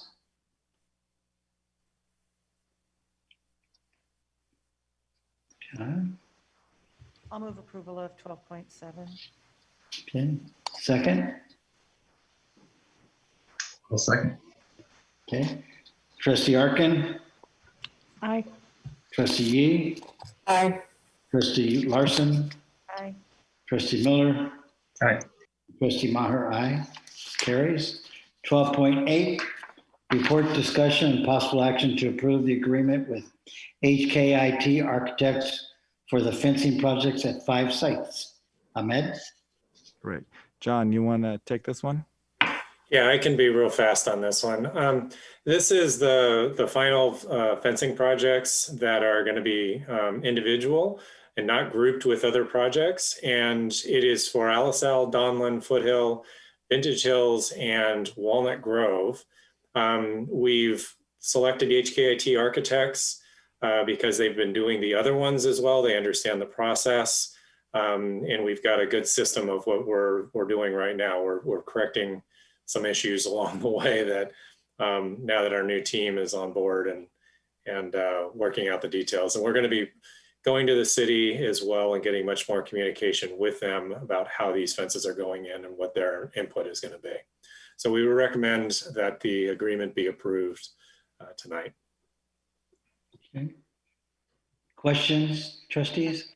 John, could you just clarify what you just said? We're going to the city for approval for the fencing project? What? Oh, what I mean with that is we're just opening communications with the city, Parks and Rec folks, in that, you know, some of our other early fence projects, I'm not sure exactly how much coordination we've had with the city, but we're also coordinating with the fire department and making sure that there's no issues with access to the sites or fire hydrants or things like that. We're just trying to be a better community member. Gotcha. Thank you. I think Board Member Larson, that some concerns was brought up in regards to access to our fields and to our playgrounds with the fencing. And we want to make sure that while we protect our facilities, we still continue to provide access, easy access to our user groups who want to rent it, and also access for, you know, pickup games and you know, kids wanting to play with their parents, you know, small games. So that we're trying to be cognizant of these and keeping the city in the loop. Any other questions? Man, I just have one question. As we move forward with the fencing, if some of those schools are may be added to, such as Donlin, is the person or the architect designing, realizing that possibly we could be adding structures, and so we don't have to dig, you know, take out that fencing, then replace it? Yeah, so that's a very good. So I actually brought that up. I said, depending on the direction of the board and how we proceed, we'll be mindful of potential, classroom buildings or other things that could impact those projects. So, and we've already begun to do that. For example, at Foothill, we realized that the integration of the Foothill fence really needed to happen with the new building, the new drop-off pickup, and so that we pushed that back so it could be calibrated. But yes. Okay. Any other questions, comments?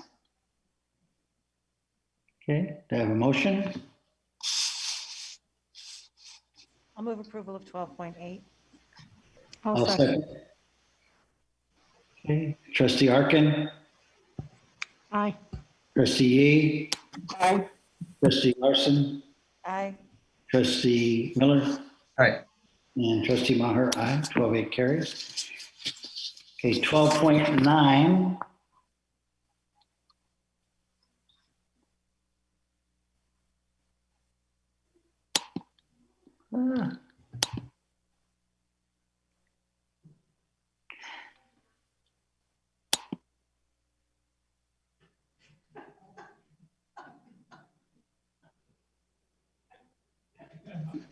Uh-oh.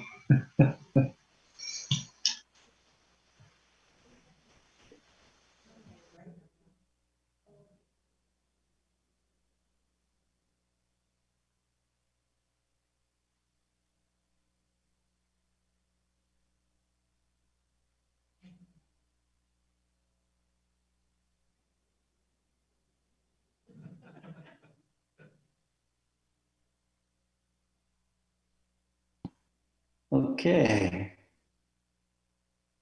Can you hear me? Okay, my picture's not on, but that's okay. Okay, I don't see anybody else, but that's okay. 12.9 is, I asked Dave if I could speak to this topic. Back in the spring, when we were ratifying increases in pay for our administrative team, our directors, principals, and so forth. Then we also at the same time did some increases for our classified, and of course earlier we did our certificated, and they all received approximately 2.75% increased compensation. At that meeting, I think Valerie and myself suggested that maybe we wait until November 12th board meeting And today is of course, November 12th. And we wanted to see what was happening with our budgets and funding and so forth. At that time, we had 11.5 deficit from the state. And certainly we've had that down now to a little over 5 million. But I think it's time that we take care of our cabinet and our superintendent. And I would certainly argue with anyone that they have waited patiently. Everyone else in the district has received their compensation, and the cabinet and superintendent did not. I think fair is fair, and now it's time to increase their compensation by 2.75 that everyone else has gotten. I would like to make it clear to the community that it isn't an additional raise. It is the money that could have been voted on for them back in the beginning of 2020 or in the spring of 2020, and we did not. And so I would hope that the board would see it as I do, that it is time that we take care of our cabinet and our superintendent. Questions or comments? Steve, I'll just tag on to what you said. I agree with you completely. I think that the timing of when it was earlier this year, it was right before we were projected to cut $11.5 million out of our budget. So you know, you and I both had those concerns about that. And I think, you know, we haven't had to cut $11.5 million out of our budget, and we did agree to look at this later. So I think we both, you know, we both expressed at the time, this was in no way, shape or form, any type of, you know, comment about the performance or anything of our cabinet, our admin, anybody. We know, you know, everybody's doing an incredible job here and working very hard, especially for this year. So I think I agree with you. You know, and I believe this is for the 1920 school year. Exactly. So this, and it really, you know, if things would have, you know, went the way they should have, it would have been approved much earlier than that last time we talked about this. So I think with all that, I'm comfortable with it as well. Okay. Yeah. And Ahmed, don't we have the money, I don't want to say set aside, but already was budgeted? Correct. I believe the item was brought forth at the end of June. At the same time, we were approving our budget, and so that was included in the budget allocation for 1920, similar to other employees. Okay. And again, for our community that's listening, this was for last year, 1920, and our cabinet is the last one to see their compensation. Any other questions or comments? I don't really have a question, just a comment. You know, we can all appreciate the situation that we were in last spring, and I do appreciate those comments. I really like the fact that our community is seeing how hard you guys are working. We are getting emails thanking not just the board members, but thanking cabinet. They see what you guys are doing. They know how hard you're working. You know, so it's just like our other employees are, you know, having to do a lot of new things, having to work extra, having to figure out new and different ways to solve these problems that we find ourselves in through no fault of our own. You guys have just gone, I mean, it's just, there's no superlatives. I mean, there just really isn't. The amount of work, the constant change, the, you know, you think you've got a problem solved, and 2 seconds later, the situation changes again and you have to start all over again. So I really want you to understand that I think I'm speaking for the board, how much we appreciate all of the work that has gone into this crazy year. And, you know, like I said, we hear from our community that they're talking, they're like, thank you so much. We've watched more board, what was the one today? We've watched more board meetings than we've ever watched before, and we see what you're doing. We see how hard you're working. So I just really want to thank you. on behalf of our students and our families for just going above and beyond this year. You guys did something else. So thank you. Mark, Jamie? I don't have much to add other than what you guys have said. I think this is well past being deserved. I'd like to make a comment, and my only comment is, you know, while we waited a really long time to extend this raise, I just want the public to know too that our staff, I mean, we'll just look at Livermore's superintendent and Dublin's interim superintendent, makes probably more than $30,000 than our superintendent. So I just want to put that out there. So if anybody gets, you know, a little bit feathers ruffled about the 2.75, it really, you know, is not really super competitive. So just want to put that out there. Okay. Any other comments or questions? Do I have a motion? Steve, I'm sorry. We do have 2 public comments for this item. Okay, I'm sorry. Go ahead. Actually, one of the individuals just dropped off. So we will start with Linda Pipe. Okay. Good evening. Quite frankly, I'm a bit flummoxed by this line item, as I think that it's kind of a slap in the face to the members of Csea who were blocked from getting the full benefit of the class and comp study earlier this year. And it's also somewhat tone deaf to our entire community of PUSD families. And finally, it's unnecessary, as cabinet contracts already have an automatic 3.5 to 4% annual increase already built into their contracts. This past year, we did over a year of hard work and tough negotiations to update CSE job descriptions and attempt to bring salaries of the lowest paid employees in the district to a more competitive level after 20 years of neglect. And the union was told at the end of these negotiations only that the monies obtained would be through the 2.75 Me Too, and that was all that would be available for use. So CSEA employees were not even brought up to the 50th percentile of competitive districts, and many were left out because the district cried poverty. Secondly, community members and taxpayers keep asking to approve bonds and parcel taxes, yet they're facing layoffs and cuts and trying to balance things out.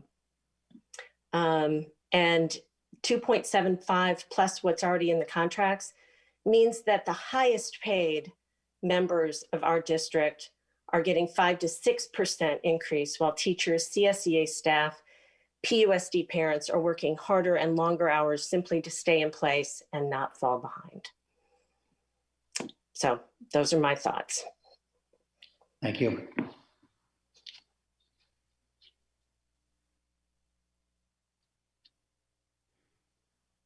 Okay, Steve, I'm not seeing our other individual for public comment, so I think that will be it for this evening. Okay.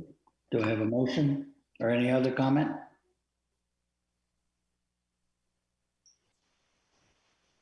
I will move approval of 12.9.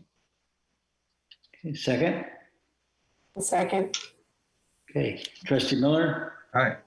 Trustee Arkin. Aye. Trustee Larson. Oh, aye. I don't know what I thought you said. Aye. Trustee Yee. Aye. And Trustee Meyer, aye. Motion carries. Okay. Board reports and requests.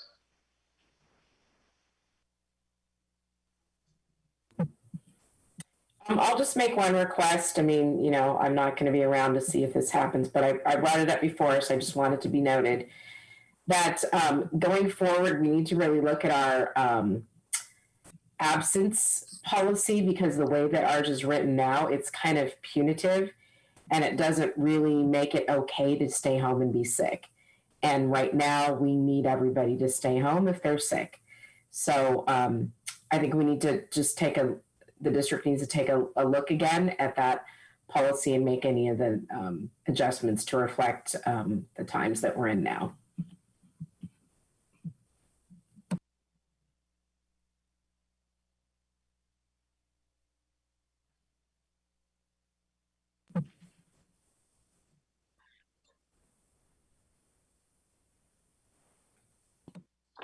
Okay.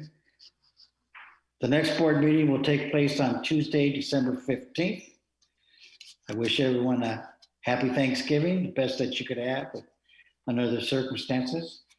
To back up David's mantra for this last couple of meetings, be safe, follow the guidelines, wear your mask, and social distance. And with that, good night.